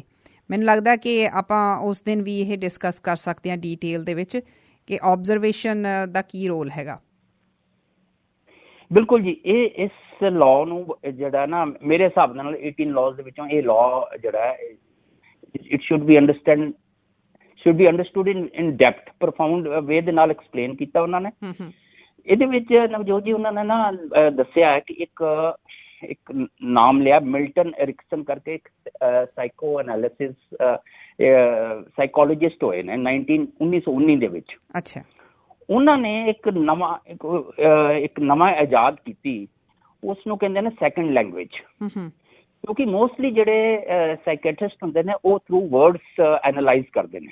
ਠੀਕ ਹੈ। But he was the first one ਜਿਨ੍ਹਾਂ ਨੇ ਇਹ ਸੈਕੰਡ ਲੈਂਗੁਏਜ, ਜਿਹਨੂੰ ਅਸੀਂ ਕਹਿੰਦੇ ਨੌਨ ਵਰਬਲ ਲੈਂਗੁਏਜ, ਉਹ ਕਹਿੰਦੇ ਨੇ ਕਿ ਜਿਹੜੀ ਸਾਡੀ ਐਕਸਪ੍ਰੈਸ਼ਨ ਹੈ ਨਾ, ਉਹਦਾ 65% ਨੌਨ ਵਰਬਲ ਹੈ। ਅੱਛਾ। Only 5% is verbal. ਬਟ ਅਸੀਂ ਕਿਉਂਕਿ ਵਰਡਸ ਨੂੰ ਇੰਨੀ ਇੰਪੋਰਟੈਂਸ ਦਿੰਦੇ ਹਾਂ ਤੇ ਸਾਡਾ ਟੋਟਲ ਫੋਕਸ ਜਿਹੜਾ 100% ਫੋਕਸ ਵਰਡਸ ਤੇ ਹੁੰਦਾ। ਸੋ ਜਿਹੜੀ 65% ਇੰਪੋਰਟੈਂਟ ਐਕਸਪ੍ਰੈਸ਼ਨ ਹੈ ਉਸਨੂੰ ਅਸੀਂ ਮਿਸ ਕਰ ਦਿੰਦੇ ਹਾਂ। ਓਕੇ। ਸੋ ਉਹਨੇ ਕਿਹਾ ਕਿ ਸਭ ਤੋਂ ਪਹਿਲਾਂ ਜੇ ਤੁਸੀਂ ਸੁਪੀਰੀਅਰ ਅਬਜ਼ਰਵਰ ਬਣਨਾ ਤੇ ਮੋਟੋ ਰੱਖੋ, observe ਐਂਡ observe। ਤੇ ਦੂਸਰੀ ਚੀਜ਼ ਉਹਨਾਂ ਨੇ ਕਿਹਾ ਕਿ ਜਦੋਂ ਤੁਸੀਂ ਅਬਜ਼ਰਵ ਕਰਨਾ ਜੀ, ਉਦੋਂ ਅਬਜ਼ਰਵ ਕਿੱਦਾਂ ਕਰਨਾ। ਉਹ ਕਹਿੰਦਾ ਕਿ ਅਬਜ਼ਰਵ ਕਰਨ ਦੇ ਫਿਰ ਉਹਨਾਂ ਨੇ ਕਾਫੀ ਡਿਟੇਲ ਦੇ ਵਿੱਚ ਉਹਨਾਂ ਕੇ 4 ਵੇਜ਼ ਨੇ ਅਬਜ਼ਰਵ ਕਰਨ ਦੇ। ਓਕੇ, ਇੱਥੇ ਮੈਂ ਤੁਹਾਨੂੰ ਰੋਕਦੀ ਹਾਂ ਤੇ ਆਪਾਂ ਇਹ ਗੱਲ ਅਗਲੇ ਹਿੱਸੇ 'ਚ ਕਰਦੇ ਹਾਂ ਕਿ ਓਬਜ਼ਰਵ ਬਿਹਤਰ ਤਰੀਕੇ ਨਾਲ ਕਿਵੇਂ ਕੀਤਾ ਜਾ ਸਕਦਾ, ਜੋ ਇਸ ਕਿਤਾਬ ਦੇ ਵਿੱਚ ਮੈਂਸ਼ਨ ਕੀਤਾ। ਸ਼ੈਲੀ ਤੇਜਾ ਜੀ, ਥੋੜ੍ਹੀ ਦੇਰ ਲਈ ਆਪਾਂ ਰੁਕਦੇ ਹਾਂ ਖਬਰਾਂ ਦੇ ਇੱਕ ਬੁਲੇਟਿਨ ਲਈ। ਕਿਵੇਂ ਸੱਚ ਹੋ ਸਕਦੇ ਨੇ ਖੂਬਸੂਰਤ ख्वाब? ਕਿਵੇਂ ਥੰਮੀਏ ਬੇਕਾਬੂ ਖਿਆਲਾਂ ਦੇ ਸੈਲਾਬ, ਕਿਵੇਂ ਜ਼ਿੰਦਗੀ ਨਾਲ ਹੋ ਜਾਏ ਮੁਹੱਬਤ ਬੇਹਿਸਾਬ, ਕਿਵੇਂ ਖੁਦ ਹੀ ਲਿਖੀਏ ਆਪਣੀ ਜ਼ਿੰਦਗੀ ਦੀ ਕਿਤਾਬ। ਕੀ ਤੁਸੀਂ ਵੀ ਲੱਭ ਰਹੇ ਹੋ ਇਹਨਾਂ ਸਵਾਲਾਂ ਦੇ ਜਵਾਬ? ਤਾਂ ਸੁਣੋ the Navjot Dhillon show, only on AM 600 Shere Punjab.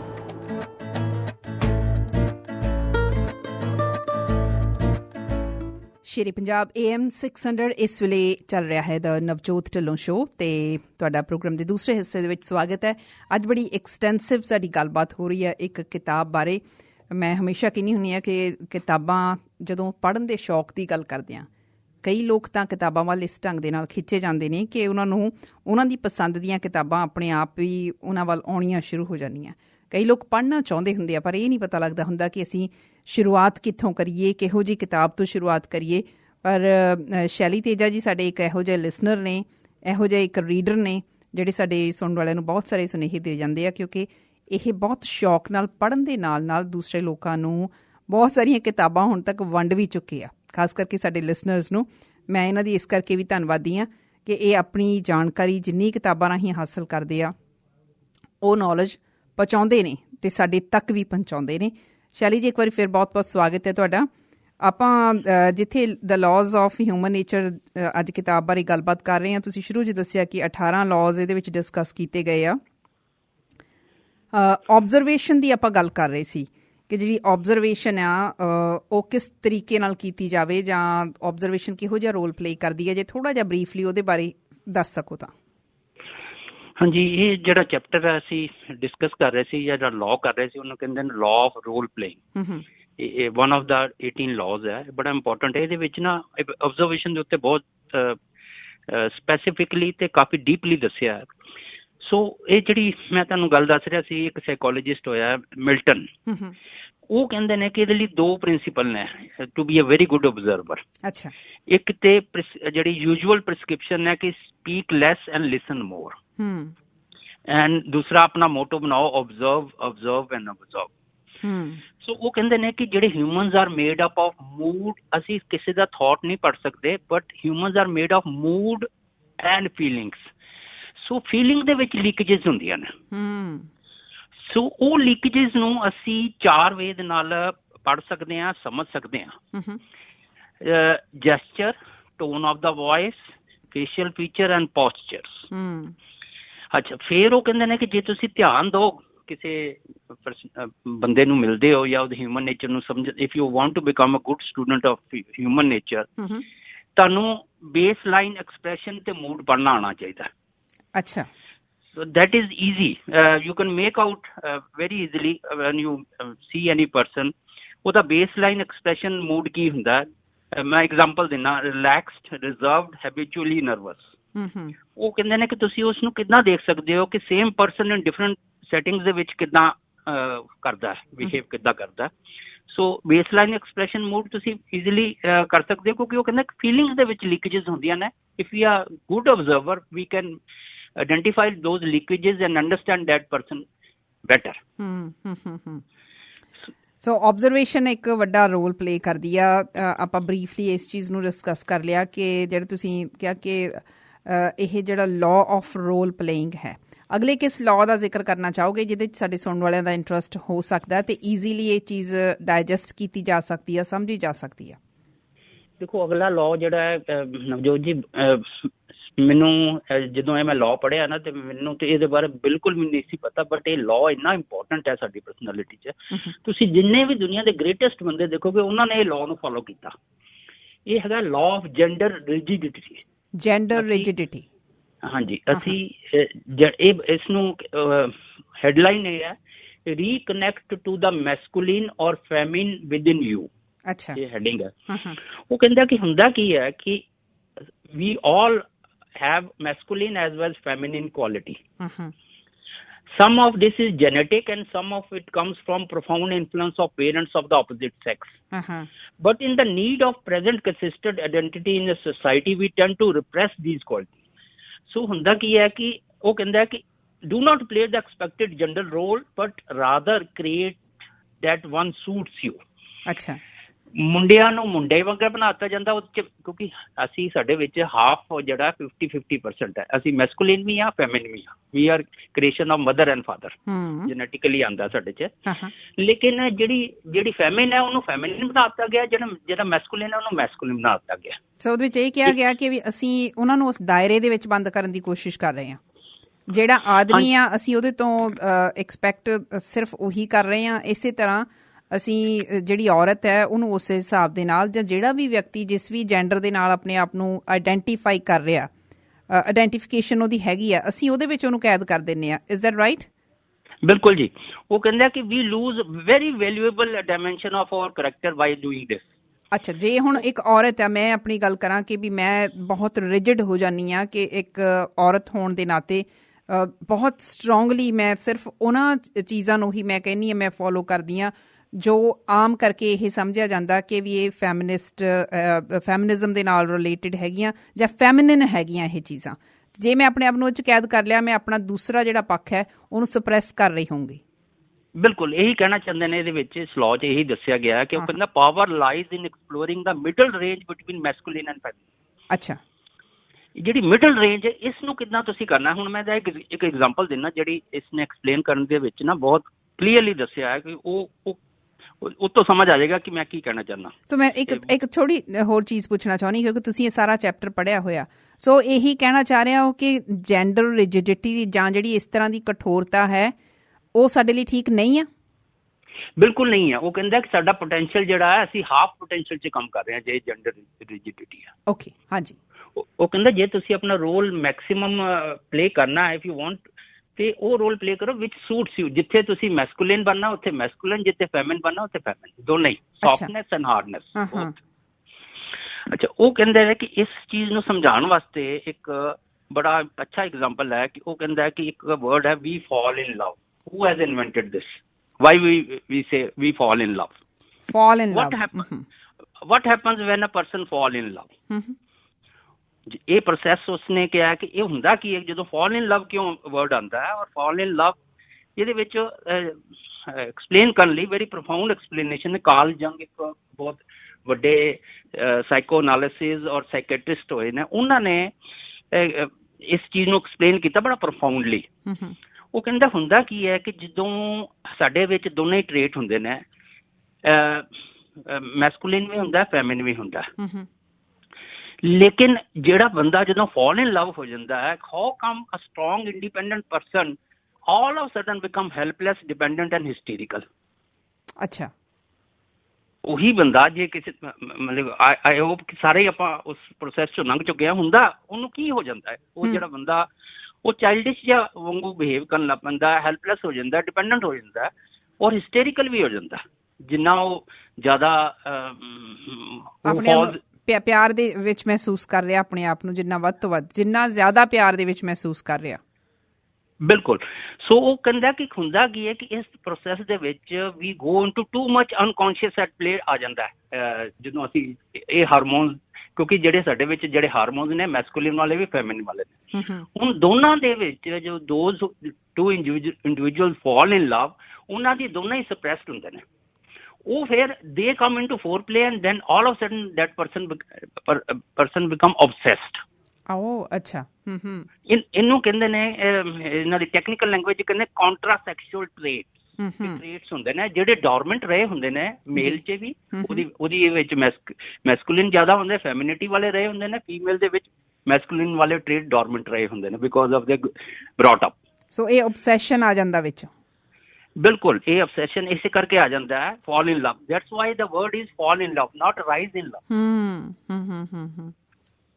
ਬਹੁਤ ਖੂਬ। ਸੋ ਇਹ ਕਾਰਲ ਜੰਗ ਨੇ ਐਕਸਪਲੇਨ ਕੀਤਾ ਇਹਦੇ ਵਿੱਚ, ਇਸ ਚੈਪਟਰ ਦੇ ਵਿੱਚ, ਇਸ ਚੀਜ਼ ਨੂੰ ਦੱਸਣ ਲਈ ਕਿ ਜੈਂਡਰ ਰਿਜਿਡਿਟੀ ਦਾ ਜਿਹੜਾ ਲਾਅ ਹੈ ਇਹ ਸਾਡੇ ਵਿੱਚ ਇੱਕ ਡਿਫੈਕਟ ਹੈ। ਵੀ ਆਲ ਹੈਵ ਦਿਸ ਡਿਫੈਕਟ। ਤੁਸੀਂ ਦੇਖੋਗੇ ਜਿਹੜੀ greatest personality they have very soft character. ਬਿਲਕੁਲ, ਜਿਹੜੀ ਭਾਵੇਂ ਉਹ ਮੇਲਸ, ਮੈਂ I am talking about mails. ਮੈਂ ਤੇ ਇੱਕ ਐਕਸਟ੍ਰੀਮ ਦਾ ਐਗਜ਼ਾਮਪਲ ਦੇ ਸਕਦਾ, ਮਹਾਤਮਾ ਗਾਂਧੀ ਦਾ। He was very rigid in the initial years, ਲੇਕਿਨ ਬਾਅਦ ਚੋਂ ਬਾਇਓਗ੍ਰਾਫੀ ਲਿਖੀ ਗਈ ਮਹਾਤਮਾ ਗਾਂਧੀ, ਉਹ ਕਹਿੰਦੇ ਕਿ ਉਹਨਾਂ ਵਿੱਚ ਫੈਮਿਨਿਨ ਕੁਆਲਿਟੀਜ਼ ਆ ਚੁੱਕੀਆਂ ਸੀ। He become so soft. ਅੱਛਾ। ਸੋ ਹੀ ਮੇ ਹੈਵ ਰਿਅਲਾਈਜ਼ਡ ਕੋ ਹੀ ਵਾਸ ਵੈਰੀ ਵੈਲ। ਸੋ ਜਦੋਂ ਅਸੀਂ ਆਪਣੇ ਜਿਸ ਜੈਂਡਰ ਦੇ ਨਾਲ ਅਸੀਂ ਆਇਡੈਂਟੀਫਾਈ ਕਰ ਰਹੇ ਹਾਂ ਉਸ ਜੈਂਡਰ ਦੀਆਂ ਕੁਆਲਿਟੀਜ਼ ਜਿਹੜੀਆਂ ਐਕਸਪੈਕਟ ਅਕਸਰ ਕੀਤੀਆਂ ਜਾਂਦੀਆਂ, ਉਹਦੇ ਵਿੱਚ ਆਪਣੇ ਆਪ ਨੂੰ ਤੁਸੀਂ ਉਸ ਸਰਕਲ 'ਚ ਵਿੱਚ ਬੰਦ ਕਰ ਲੈਂਦੇ ਆ। ਬਹੁਤ ਕੁਝ ਜਿਹੜਾ ਸਾਡਾ ਹੈ ਉਹ ਡਿਵੈਲਪ ਹੋਣ ਤੋਂ ਰਹਿ ਜਾਂਦਾ, ਜਾਂ ਅਸੀਂ ਉਹਨੂੰ ਸਪਰੈਸ ਕਰਦੇ ਹਾਂ, ਜਿਹੜਾ ਅਗੇਨ ਸਾਡੇ ਲਈ ਨੁਕਸਾਨਦਾਇਕ ਹੋ ਸਕਦਾ। ਪਰ ਮਜ਼ੇਦਾਰ ਗੱਲ ਇਹ ਹੈ ਸ਼ੈਲੀ ਤੇਜਾ ਜੀ ਕਿ ਅਸੀਂ ਇਹਨਾਂ ਸਾਰੀਆਂ ਚੀਜ਼ਾਂ ਤੋਂ ਅਵੇਅਰ ਨਹੀਂ ਹੁੰਦੇ ਕਿ ਅਸੀਂ ਇਹ ਕੰਮ ਕਰ ਰਹੇ ਹਾਂ। ਬਿਲਕੁਲ ਜੀ, ਕਿਉਂਕਿ ਇਹ ਲਾਅ ਸਾਨੂੰ ਸਿਰਫ ਅਸੀਂ ਪੋਲੀਟੀਕਲ ਲਾਜ਼ ਪੜ੍ਹੇ ਨੇ ਜਿਹੜੇ ਹੁੰਦੇ ਨੇ country to country. This is universal laws, it applies to all humans. That's why this book is very beautifully and skillfully written. ਸਮਝ ਵੀ ਆਉਂਦੀ ਹੈ ਔਰ ਬੰਦੇ ਨੂੰ ਲੱਗਦਾ ਵੀ ਰੈਸ਼ਨਲੀ ਸਮਝ ਵੀ ਆਉਂਦੀ ਹੈ। ਠੀਕ ਹੈ। ਅੱਛਾ, ਇਸ ਦੇ ਅੱਗੇ ਫਿਰ ਉਹਨਾਂ ਨੇ ਦੱਸਿਆ ਹੈ ਕਿ ਜਿਹੜੇ ਦੇਰ ਆਰ 4 ਵੇਜ਼ ਜਿੱਥੇ ਮੈਸਕੂਲਿਨ ਤੇ ਫੈਮਿਨ ਦੀ ਡਿਫਰੈਂਸ ਹੈ, ਉਸਨੂੰ ਸਮਝਣਾ ਜ਼ਰੂਰੀ ਹੈ। Masculine and feminine styles of thinking different ਹੈ। ਅੱਛਾ। Masculine and feminine styles of action different ਹੈ। Masculine and feminine styles of self assessment and learning different ਹੈ। Masculine and feminine styles of relating to people different ਹੈ। ਅੱਛਾ। ਕਹਿੰਦਾ ਕਿ ਅਸੀਂ ਜਿੱਦਾਂ ਜੇ ਪਹਿਲਾਂ ਦੀ ਚੀਜ਼ ਹੈ ਸਮਝ ਆਏ, ਉਹਨੂੰ ਅੰਡਰਸਟੈਂਡ ਕਰੇ, ਕੰਪਰੀਹੈਂਡ ਕਰੇ, ਫਿਰ ਉਸਨੂੰ ਸਮਝ ਆ ਗਿਆ ਕਿ ਮਿਡਲ ਜਿਹੜੀ ਲਾਈਨ ਹੈ ਉਹ ਕੀ ਹੈ ਜਿਹਦੇ ਵਿੱਚ so that we can play a role to the maximum. Power ਉਹ ਕਿੱਦਾਂ ਆਏਗੀ? Power lies in exploring middle range between masculine and feminine. ਦੋਨੇ ਹੀ ਆ ਜਾਣ ਸਾਡੇ, ਠੀਕ ਹੈ, ਜਿਹੜੀਆਂ ਕਿ ਸਾਡੇ 'ਚ ਹੈਗੀਆਂ ਨੇ। Because we are a product of masculine and feminine, mother ਔਰ ਫਾਦਰ ਦੋਨਾਂ ਦਾ 50-50% ਸਾਡੇ ਵਿੱਚ ਹੈਗਾ ਆਲਰੇਡੀ। ਪਰ ਬਹੁਤ ਸਾਰੀਆਂ ਕੁਆਲਿਟੀਜ਼ ਆ, ਅਸੀਂ ਉਹਨਾਂ ਨੂੰ ਦੱਬ ਕੇ ਰੱਖ ਲੈਂਦੇ ਹਾਂ ਜਾਂ ਅਸੀਂ ਉਹਨਾਂ ਨੂੰ ਐਕਸਪਲੋਰ ਹੀ ਨਹੀਂ ਕਰਦੇ, ਕਿਉਂਕਿ ਮੈਂ ਬਹੁਤ ਵਾਰੀ ਕਹਿ ਚੁੱਕੀ ਹਾਂ, ਅਸੀਂ ਸਿਰਫ ਤੇ ਸਿਰਫ ਰਿਜਿਡ ਹੋ ਗਏ ਹਾਂ ਉਸ ਜੈਂਡਰ ਦੇ ਲਈ ਕਿ ਕਿਉਂਕਿ ਮੈਂ ਆਦਮੀ ਹਾਂ, ਮੈਂ ਰੋ ਨਹੀਂ ਸਕਦਾ, ਜੇ ਮੈਂ ਰੋਇਆ ਤਾਂ ਮੈਂ ਚੰਗਾ ਨਹੀਂ ਲੱਗੂੰਗਾ। ਇਹ ਵੀ ਇੱਕ ਰਿਜਿਡਿਟੀ ਹੋ ਗਈ ਨਾ। ਬਿਲਕੁਲ ਜੀ, ਤੁਸੀਂ ਦੇਖੋ ਕਿ ਜੇ ਅਸੀਂ ਇਸ ਲਾਅ ਨੂੰ ਸਮਝਾਂਗੇ ਨਾ ਕਿ ਬਹੁਤ ਚੀਜ਼ਾਂ ਸਾਡੀ ਜਿਹੜੀ ਬ੍ਰੌਟ ਅਪ ਹੋਇਆ ਨਾ ਉਹਦੇ ਵਿੱਚ ਦੇਅਰ ਆਰ ਫੰਕਸ਼ਨਲ ਡਿਫੈਕਟਸ। ਰੋਣਾ ਚਾਹਣ ਦੇ ਬਾਵਜੂਦ ਵੀ ਉਹ ਕਹੂਗਾ ਕਿ ਵੀ ਮੈਂ ਚੰਗਾ ਨਹੀਂ ਲੱਗਦਾ, ਵੀ ਮੇਰੇ ਕੋਲ ਇਹ ਐਕਸਪੈਕਟੇਸ਼ਨ ਨਹੀਂ ਹੈ, ਜੇ ਹੋ ਸਕਦਾ ਕਿ ਮੈਨੂੰ ਵੀਕ ਸਮਝਿਆ ਜਾਊਗਾ। ਇਹ ਇੱਕ ਵੱਡੀ ਉਦਾਹਰਨ ਆ ਜੇ ਆਪਾਂ ਦੇਖੀਏ ਕਿ ਜੈਂਡਰ ਰਿਜਿਡਿਟੀ ਜਿਹੜੀ ਸਾਡੇ ਅੰਦਰ ਆ ਜਾਂਦੀ ਆ। ਦੇਖੋ ਤੁਸੀਂ ਇਹ ਦੇਖੋਗੇ ਕਿ ਸਾਡੀ ਕਮਿਊਨਿਟੀ ਦੇ ਵਿੱਚ ਰਿਜਿਡਿਟੀ ਉੱਦਾਂ ਵੀ ਜ਼ਿਆਦਾ, ਬਟ ਅਦਰਵਾਈਜ਼ ਵੀ ਮੈਡੀਕਲੀ ਵੀ ਤੁਸੀਂ ਇਹ ਦੇਖੋ ਕਿ ਜਿਹੜੀ ਵੂਮਨ ਨੂੰ ਹਾਰਟ ਅਟੈਕ ਨਹੀਂ ਹੁੰਦਾ ਬਿਕੋਜ਼ ਦੇ ਐਕਸਪ੍ਰੈਸ ਦੇਅਰ ਇਮੋਸ਼ਨਸ। ਇਹ ਵੀ ਉਹਨਾਂ ਦੀ ਜੈਂਡਰ ਰਿਜਿਡਿਟੀ ਕਰਕੇ ਹੀ ਹੈ, ਜਿਹੜਾ ਮੇਲ ਜ਼ਿਆਦਾ ਰਿਜਿਡ ਨੇ ਮੈਸਕੂਲਿਨਿਟੀ ਕਰਕੇ। ਫਿਰ ਸੋ ਇਹ ਚੀਜ਼ ਇਸ ਲਾਅ ਨੂੰ ਸਮਝਣਾ ਬਹੁਤ ਜ਼ਰੂਰੀ ਹੈ। ਔਰ ਇਹਦੇ ਵਿੱਚ ਨਵਜੋਤ ਜੀ ਉਹਨਾਂ ਨੇ ਅੱਗੋਂ ਫਿਰ ਦੱਸਿਆ ਕਿ ਇਸ ਲਾਅ ਨੂੰ ਅਪਲਾਈ ਕਿੱਦਾਂ ਕਰਨਾ ਆਪਣੇ ਉੱਤੇ। ਅੱਛਾ। So I am intentionally withholding some information so that ਨਹੀਂ ਚੰਗੀ ਗੱਲ ਆ। ਮੈਨੂੰ ਪਤਾ ਹੈ ਵੈਸੇ ਤੁਸੀਂ ਗਾਹੇ ਵਗਾਹੇ ਆਉਂਦੇ ਪ੍ਰੋਗਰਾਮਾਂ ਦੇ ਵਿੱਚ ਜਦੋਂ ਆਪਾਂ ਕੋਈ ਨਾ ਕੋਈ ਟੌਪਿਕ ਲੈਂਦੇ ਆ, ਤੁਸੀਂ ਆਪਣੀ ਉਹ ਵੀ ਇਨਫੋਰਮੇਸ਼ਨ ਇਸ ਤਰੀਕੇ ਦੇ ਨਾਲ ਸਾਂਝੀ ਕਰਕੇ ਜਾਂਦੇ ਹੋ ਜਿਹੜੀ ਤੁਸੀਂ ਕਿਤਾਬਾਂ ਦੇ ਰਾਹੀਂ ਵੀ ਲੈਂਦੇ ਹੋ। ਅਤੇ ਤੁਹਾਡੇ ਵਿੱਚ ਸਭ ਤੋਂ ਵਧੀਆ ਚੀਜ਼ ਇਹ ਹੈ ਸ਼ੈਲੀ ਤੇਜਾ ਜੀ, ਤੁਸੀਂ ਇਹ ਸਾਰੀਆਂ ਚੀਜ਼ਾਂ ਜੇ ਪੜ੍ਹਦੇ ਹੋ ਤਾਂ ਐਟਲੀਸਟ ਕੁਝ ਹਿੱਸਾ ਤੁਸੀਂ ਯਾਦ ਵੀ ਰੱਖ ਲੈਂਦੇ ਹੋ, ਤਾਂ ਹੀ ਇੰਨੀ ਈਜ਼ੀਲੀ ਤੁਸੀਂ ਸ਼ੇਅਰ ਵੀ ਕਰ ਸਕਦੇ ਹੁੰਦੇ ਹੋ। ਅੱਛਾ, ਨੈਕਸਟ ਕਿਸ ਲਾਅ ਦਾ ਜ਼ਿਕਰ ਕਰ ਰਹੇ ਹੋ ਤੁਸੀਂ? ਜਿਹੜਾ ਨੈਕਸਟ ਲਾਅ ਹੈ ਇਹ ਵੀ ਬੜਾ ਇੰਪੋਰਟੈਂਟ ਲਾਅ ਹੈ। ਇਹ ਕਹਿੰਦੇ ਨੇ ਕਿ ਚੇਂਜ ਯੋਰ ਸਰਕਮਸਟੈਂਸਿਸ ਬਾਈ ਚੇਂਜ ਯੋਰ ਐਟੀਟਿਊਡ। ਅੱਛਾ। ਇਹਨੂੰ ਕਹਿੰਦੇ ਲਾਅ ਆਫ ਸੈਲਫ ਸੈਬੋਟੇਜ। ਉਹ ਕਹਿੰਦੇ ਨੇ ਕਿ ਜਿਹੜੀ ਹੈਗਾ ਨਾ, ਜਿਹੜਾ ਸਾਡਾ ਜਿਹਨੂੰ ਕਹਿੰਦੇ ਨੇ ਕਿ ਸਾਡੀ ਨੇਚਰ ਹੈ ਜਿਹੜੀ, ਉਹਦੇ ਵਿੱਚ ਸਾਡਾ ਐਟੀਟਿਊਡ ਐਟੀਟਿਊਡ ਅਸੀਂ ਇੱਕ ਐਨਕ ਹੈ, ਜਿਹੜਾ ਇੱਕ ਲੈਂਸ ਹੈ ਜਿਹਦੇ ਥਰੂ ਅਸੀਂ ਵਰਲਡ ਨੂੰ ਵੀ ਸੀ ਐਂਡ ਪਰਸੀਵ ਵਰਲਡ। ਉਹ ਕਹਿੰਦਾ ਕਿ ਜੇ ਸਾਡਾ ਜਿਹੜਾ ਐਟੀਟਿਊਡ ਜਿਹੜਾ ਜ਼ਿੰਦਗੀ ਦੇ ਨਜ਼ਰੀਆ ਕਿੱਦਾਂ ਬਣਦਾ, ਇਸ ਨੂੰ ਸਮਝ ਲਈਏ ਪਹਿਲਾਂ ਤਾਂ ਕਿੱਦਾਂ ਬਣਦਾ। ਇਸ ਲਾਅ ਦੇ ਵਿੱਚ ਉਹਨੇ ਇਹ ਸਮਝਾਉਣ ਦੀ ਕੋਸ਼ਿਸ਼ ਕੀਤੀ ਹੈ ਕਿ ਇਹ ਬਣਦਾ ਕਿੱਦਾਂ, ਔਰ ਫਿਰ ਇਸ ਨੂੰ ਇੰਪਰੂਵ ਕਿੱਦਾਂ ਕਰਨਾ। ਜੇ ਤੁਸੀਂ ਚਸ਼ਮਾ ਲੱਗ ਗਿਆ ਤਾਂ ਫਿਰ ਉਸ ਚਸ਼ਮੇ ਨੂੰ ਸਾਫ਼ ਕਿੱਦਾਂ ਕਰਨਾ। ਸੋ ਇਹਦੇ ਵਿੱਚ ਉਹ ਡੈਫੀਨੇਸ਼ਨ ਇਹ ਦਿੱਤੀ ਉਹਨਾਂ ਕਿ readiness of psyche to act and react in a certain way. Most of us are very predictable. So ਸਾਡਾ particular way of seeing and interpretation, ਜਿਹੜੀ ਇੰਟਰਪ੍ਰੀਟਿੰਗ ਵਰਲਡ ਹੋ ਜਾਂਦਾ, ਉਹ ਪੱਕਾ ਹੋ ਜਾਂਦਾ। ਸੋ ਅਸੀਂ ਇੱਕ ਪਰਟੀਕੂਲਰ ਲੈਂਸ ਦੇ ਥਰੂ ਦੇਖਦੇ ਹਾਂ, ਤੇ ਉਹਨਾਂ ਲੈਂਸ ਨੂੰ ਕਿੱਦਾਂ, ਉਹ ਕਹਿੰਦਾ ਕਿ ਜੇ ਅਸੀਂ ਆਪਣੇ ਐਟੀਟਿਊਡ ਨੂੰ ਪੋਜ਼ਿਟਿਵ, ਓਪਨ ਔਰ ਟੋਲਰੈਂਟ ਕਿੱਦਾਂ ਬਣਾਉਣਾ। If we make our attitude positive, open and tolerant, we can spark dynamic, ਜਿਹੜਾ ਕਿ ਸਾਡਾ ਇੱਕ ਨੈਚੁਰਲ ਇੰਸਟਿੰਕਟ ਹੈ। ਕਿਤੇ ਇਹ ਨਹੀਂ ਵਿੱਚ ਮੈਂਸ਼ਨ ਕੀਤਾ ਹੋਇਆ ਕਿ ਬਹੁਤੀ ਵਾਰੀ ਅਸੀਂ ਦੂਸਰਿਆਂ ਦਾ ਹੀ ਐਟੀਟਿਊਡ ਪੜ੍ਹ ਸਕਦੇ ਹੁੰਦੇ ਹਾਂ, ਉਹਨੂੰ ਅਸੀਂ ਦੇਖੀ ਜਾ ਰਹੇ ਹਾਂ, ਉਹਨੂੰ ਹੀ ਅਸੀਂ ਓਬਜ਼ਰਵ ਕਰ ਰਹੇ ਹਾਂ, ਪਰ ਆਪਣਾ ਐਟੀਟਿਊਡ ਦੇਖਣਾ ਕਿਵੇਂ ਆ ਇਹ ਵੀ ਕਿਤੇ ਮੈਂਸ਼ਨ ਕੀਤਾ ਕਿਤਾਬ 'ਚ? ਜੀ ਇਹਦੇ ਵਿੱਚ ਨਾ ਪਹਿਲੀ ਚੀਜ਼ ਇਹ ਹੈ, ਸਮਝੋ ਕਿ ਇਹ ਆ ਜਿਹੜੀ ਹੁਣ ਮੈਂ ਤੁਹਾਨੂੰ ਅਗਲੀ ਗੱਲ ਦੱਸਣ ਲੱਗਾ ਨਾ, ਇਹ ਬੜੀ ਟੈਕਨੀਕਲ ਚੀਜ਼ ਹੈ। ਇਹਦੇ ਵਿੱਚ ਉਹਨੇ ਇੱਕ ਜੌਨ ਬਾਉਲੀ ਕਰਕੇ ਐਂਥਰੋਪੋਲੋਜਿਸਟ ਤੇ ਸਾਈਕੋ ਐਨਾਲਿਸਿਸ ਹੋਏ ਨੇ, ਉਹਦੇ ਵਿੱਚ ਉਹਨੇ ਦੱਸਿਆ ਹੈ ਕਿ ਇਹ ਬਣਦਾ ਕਿੱਦਾਂ, ਸਾਡਾ ਪਹਿਲਾਂ ਤਾਂ ਐਟੀਟਿਊਡ ਬਣਦਾ ਕਿੱਦਾਂ। ਅੱਛਾ। ਇੱਕ ਬੱਚੇ 'ਚ ਕਿੱਦਾਂ ਡਿਵੈਲਪ ਹੁੰਦੇ, 4 ਟਾਈਪ ਦੀਆਂ ਮਦਰਸ ਡਿਸਕ੍ਰਾਈਬ ਕੀਤੀਆਂ ਉਹਨੇ ਕਿ ਉਹਨਾਂ ਦੇ ਬੱਚੇ, ਉਹ ਜਿਹੜੀ 4 ਟਾਈਪਸ ਨੇ ਮਦਰਸ ਦੀਆਂ, ਉਹਨਾਂ ਦੇ ਬੱਚੇ ਕਿੱਦਾਂ, ਉਹਨਾਂ ਦਾ ਐਟੀਟਿਊਡ ਕਿੱਦਾਂ। ਉਹ ਕਹਿੰਦਾ ਕਿ ਇਹ ਵੀ 2 to 5 ਈਅਰ ਦੀ ਔਰ ਜਾਂ ਬਚਪਨ ਦੇ ਵਿੱਚ ਮਦਰ ਦੇ ਕਰਕੇ ਬੱਚੇ ਦਾ ਓਰੀਜਨਲ ਐਟੀਟਿਊਡ ਬਣ ਜਾਂਦਾ ਇੱਕ। ਅੱਛਾ। ਉਹ ਹੁਣ ਮੈਂ ਤੁਹਾਨੂੰ ਦੱਸਦਾ, ਇਟਸ ਵੈਰੀ ਵੈਰੀ ਇੰਟਰਸਟਿੰਗ। ਇਹਨੂੰ ਕਹਿੰਦੇ ਨੇ 4 ਬੇਸਿਕ ਸਕੀਮਾਸ। ਇਹ ਵਰਡ ਸਕੀਮ ਨਹੀਂ ਹੈ, ਸਕੀਮਾਸ ਹੈ।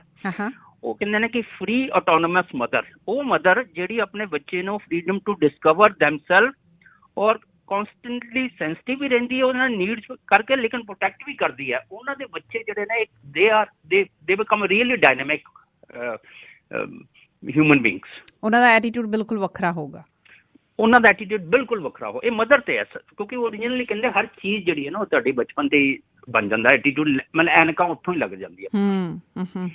ਅੱਛਾ, ਫਿਰ ਉਹਨੇ ਅਗਲਾ ਜਿਹੜਾ 4 ਸਕੀਮਾਂ ਦੇ ਵਿੱਚ ਇਹ ਤੇ ਇੱਕ ਦੱਸੀ ਕਿ ਇੱਕ ਮਦਰ ਜਿਹੜੀ ਹੁੰਦੀ ਹੈ ਉਹ ਫ੍ਰੀ ਆਟੋਨੋਮਸ ਮਦਰ, ਜਿਹਨੇ ਆਪਣੇ ਬੱਚੇ ਨੂੰ ਪੂਰੀ ਖੁੱਲੀ ਛੁੱਟੀ ਦਿੱਤੀ ਤੇ ਉਹਨੇ ਉਹ ਬੱਚੇ ਨੂੰ ਹਰ ਚੀਜ਼ ਡਿਸਕਵਰ ਕਰਨ ਦੇ ਵਿੱਚ ਇੰਟਰਸਟ ਲੈ ਕੇ, ਲੇਕਿਨ ਉਹ ਉਹਨੂੰ ਪ੍ਰੋਟੈਕਟ ਵੀ ਕਰਦੀ ਸੀ, ਉਹਦੀ ਨੀਡਸ ਵੀ ਪੂਰੀ ਕਰਦੀ ਸੀ, ਜਿਹਨੂੰ ਕਹਿੰਦੇ ਬਹੁਤ ਅਵੇਅਰ ਮਦਰ।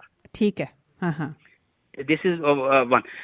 ਸੈਕੰਡ ਹੈਗੀ ਇੱਕ ਡਿਸਮਿਸਿੰਗ ਮਦਰ, ਜਿਹੜੀ ਕਿ ਹਰ ਚੀਜ਼ ਨੂੰ ਉਹਦਾ ਇੱਕ ਆਪਣਾ ਜਿਹੜਾ ਬਿਹੇਵੀਅਰ ਸੀ ਉਹ ਚਾਈਲਡ ਦੇ ਵਿੱਚ ਰਿਫਲੈਕਟ ਹੁੰਦਾ ਹੈ।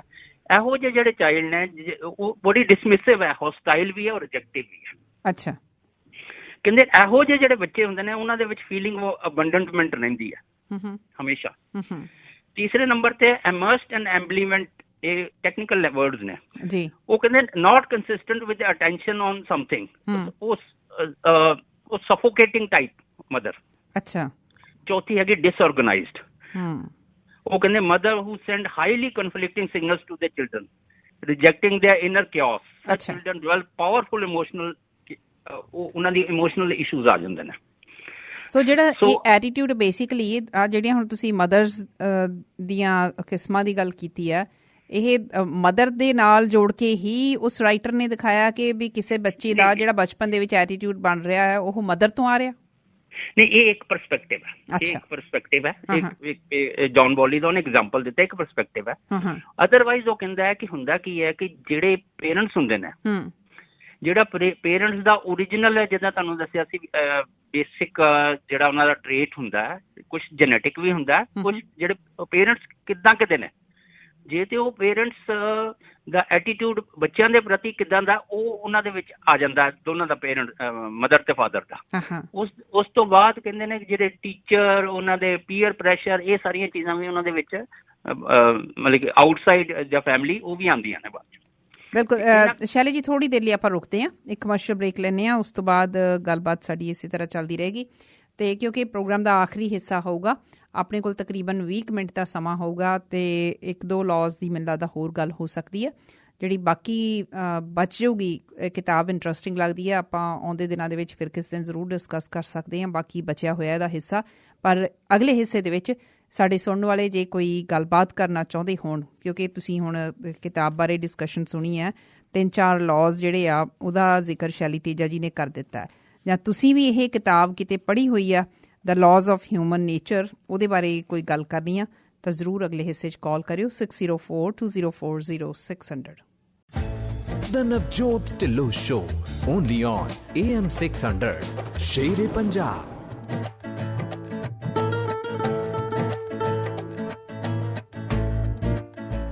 ਸ਼ੇਰੇ ਪੰਜਾਬ AM 600 ਤੁਹਾਡਾ ਇੱਕ ਵਾਰੀ ਫਿਰ ਸਾਰਿਆਂ ਦਾ ਬਹੁਤ ਬਹੁਤ ਸਵਾਗਤ ਹੈ। ਸਮਾਂ ਥੋੜ੍ਹਾ ਜਿਹਾ ਹੀ ਬਾਕੀ ਬਚਿਆ, ਰਫਲੀ 15 ਮਿੰਟ ਸਾਡੀ ਗੱਲਬਾਤ ਜਿਹੜੀ ਆ, ਮੇਰੇ ਖਿਆਲ 15 ਮਿੰਟ ਤੋਂ ਵੀ ਘੱਟ ਦਾ ਹੀ ਸਮਾਂ ਹੈ, ਸ਼ੈਲੀ ਤੇਜਾ ਹੁਣਾਂ ਦੇ ਨਾਲ ਚੱਲੂਗੀ। ਪਹਿਲਾਂ ਤਾਂ ਮੈਂ ਸੁਣਨ ਵਾਲਿਆਂ ਨੂੰ ਇਹ ਜ਼ਰੂਰ ਬੇਨਤੀ ਕਰੂੰਗੀ ਕਿ ਜਦੋਂ ਤੁਸੀਂ ਇਸ ਤਰ੍ਹਾਂ ਦਾ ਪ੍ਰੋਗਰਾਮ ਸੁਣਦੇ ਹੋ, ਕੋਈ ਤੁਹਾਡੇ ਵਿੱਚੋਂ ਹੀ ਉੱਠ ਕੇ ਇਸ ਤਰ੍ਹਾਂ ਦੀ ਗੱਲਬਾਤ ਆ ਕੇ ਕਰਦਾ, ਤੁਹਾਨੂੰ ਕਿਵੇਂ ਮਹਿਸੂਸ ਹੁੰਦਾ?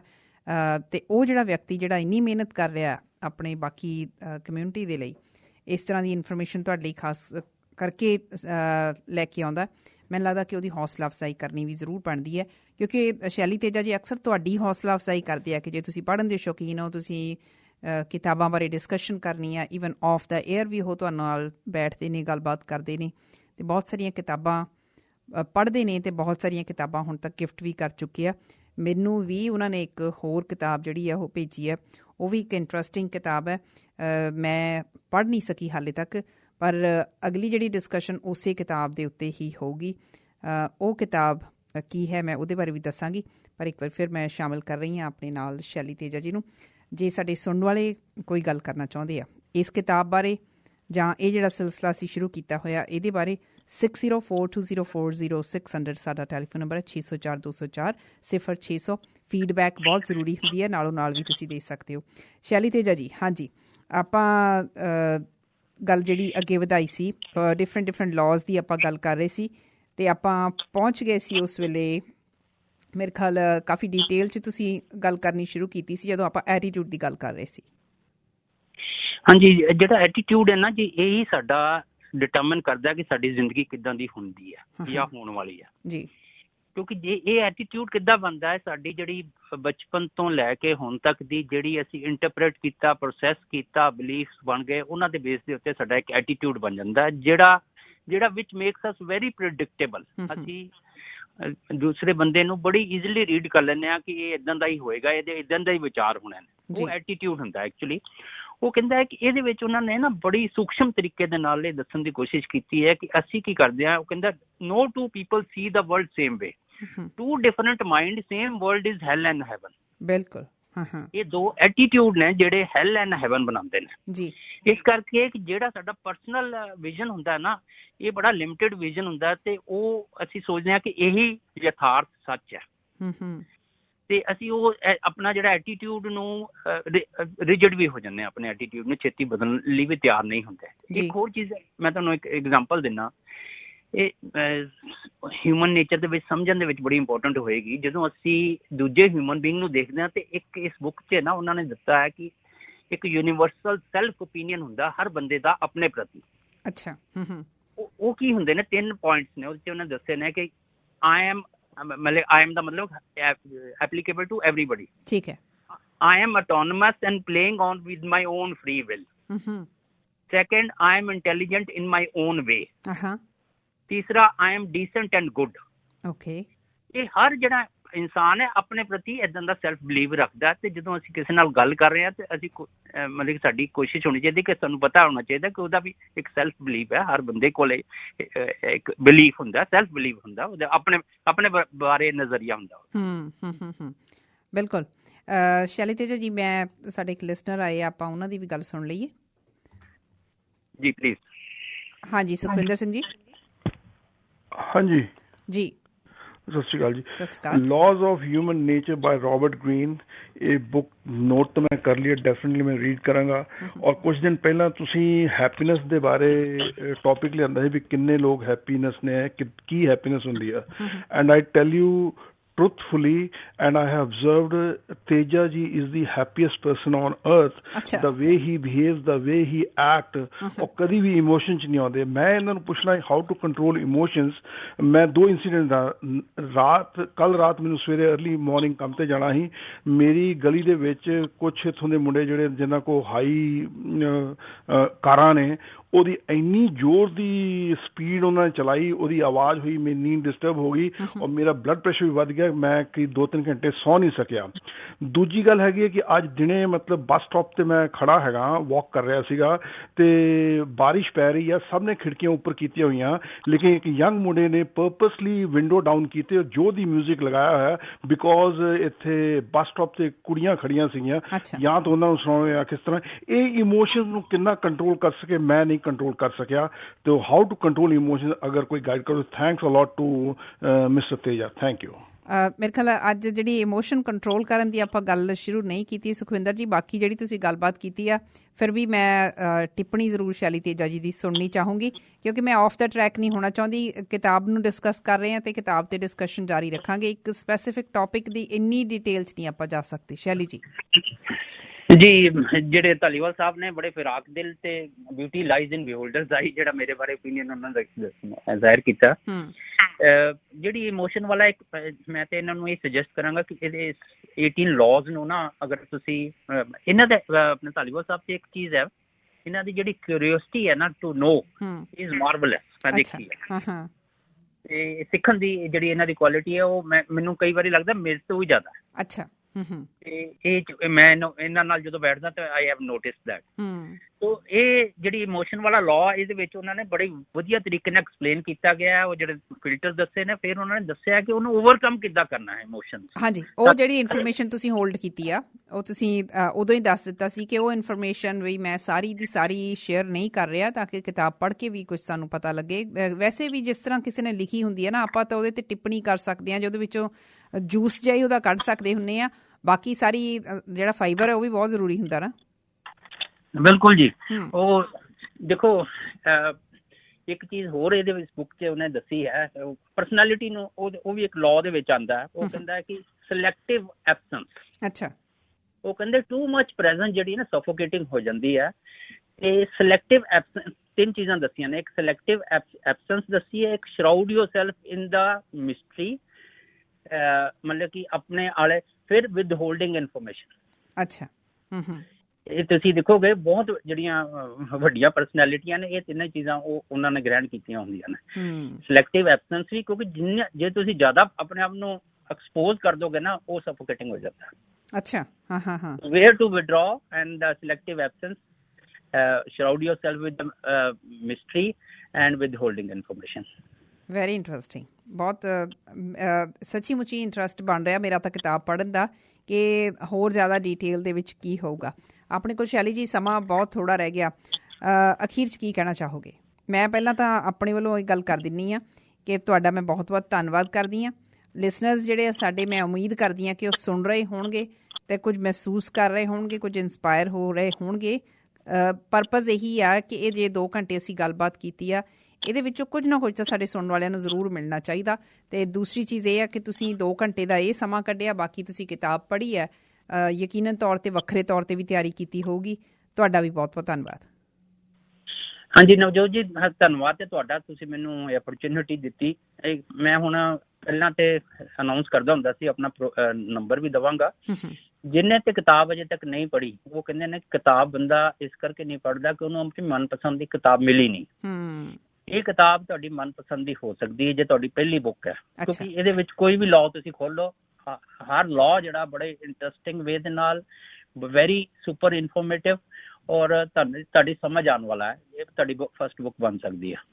ਅੱਛਾ, ਦੂਸਰੀ ਜੇ ਤੁਸੀਂ ਨਹੀਂ ਪੜ੍ਹੀ ਤੇ ਜਾਣਨਾ ਚਾਹੁੰਦੇ ਹੋ ਕਿ 18 ਲਾਅਜ਼ ਕੀ ਨੇ, ਆਈ ਕੈਨ ਵੋਲੰਟੀਅਰ, ਤੁਸੀਂ ਮੈਨੂੰ ਫੋਨ ਕਰ ਦਿਓ ਤੇ ਮੈਂ ਐਬਸਫੋਰਡ ਰਹਿਣਾ ਤੇ ਤੁਹਾਨੂੰ ਚਾਹ ਵੀ ਪਿਲਾਵਾਂਗਾ ਚਾਏ ਵਾਲਾ 'ਚ, ਤੇ ਤੁਹਾਨੂੰ 2 ਘੰਟੇ ਦੇ ਵਿੱਚ ਇਹ 18 ਲਾਅਜ਼ ਜਿਹੜੇ ਨੇ ਮੈਂ ਤੁਹਾਨੂੰ ਉੱਦਾਂ ਓਰਲੀ ਦੱਸ ਦਾਂਗਾ ਔਰ ਤੁਹਾਡੇ ਲਈ ਜਾਣਕਾਰੀ ਭਰਪੂਰ ਸਾਡੀ ਵਾਰਤਾਲਾਪ ਹੋਏਗੀ।